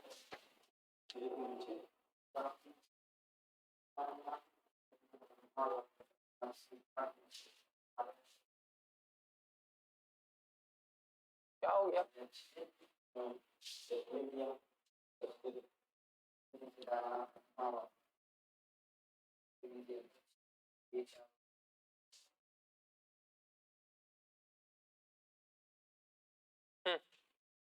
ये देखिए नेशनल इंफ्रास्ट्रक्चर पाइपलाइन।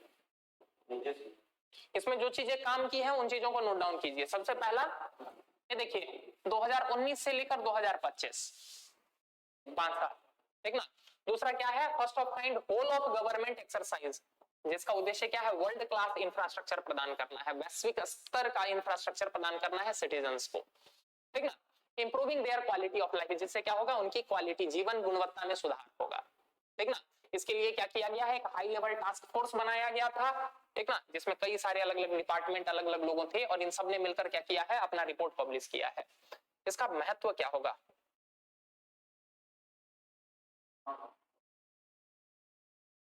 दिख रहा क्या है?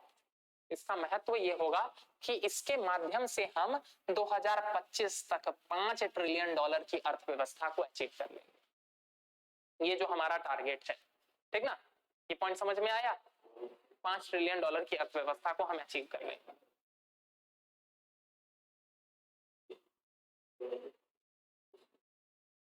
ये देखिए इसी के अंतर्गत पूरा डिजाइन किया गया है कि कौन सा प्रोजेक्ट कौन से राज्य में लग रहा है, कितना फंड का उसमें लगने की आवश्यकता है। ये दिख रहा ना, एनआईपी गुजरात में पोर्ट बन रहा है, इनलैंड वाटरवे बन रहा है, केरला में अर्बन पब्लिक ट्रांसपोर्ट वगैरह, पूरा स्ट्रक्चर इसमें बताया गया है, कहाँ क्या कितना खर्च हो रहा है, ठीक ना। तो ये है आपका क्या? नेशनल इंफ्रास्ट्रक्चर पाइपलाइन, जिसके माध्यम से क्या करना है? जिसके माध्यम से विकास सुनिश्चित करना है, ठीक। की बेनिफिट्स ऑफ एनआईपी देखना हो तो देख लीजिएगा, इससे क्या क्या फायदे होंगे, वही सब फायदे होंगे। वाटरवेज आएगा, ये सब आएगा, ठीक। तो ये था आपका नेशनल इंफ्रास्ट्रक्चर पाइपलाइन, राष्ट्रीय अवसंरचना पाइपलाइन, ठीक है ना। कल हम लोग इसी दिशा में आगे बढ़ेंगे और हम देखेंगे कल कि आखिर ये गति शक्ति क्या है, पीएम गति शक्ति। ठीक ना, तो कल हम लोग पीएम गति शक्ति की बात करेंगे और कल हम लोग इन्वेस्टमेंट मॉडल्स देख लेंगे। ठीक ना, आप लोग जो है वो अपनी तैयारी में लगे रहिए, कल हम लोग आगे बढ़ेंगे और बाकी डायमेंशन को देख लेंगे, कल हमारा इंडस्ट्री समाप्त हो जाएगा। ठीक है, तो आज की क्लास को हम लोग यहीं रोकते हैं। आज के लिए आप लोगों का बहुत बहुत धन्यवाद।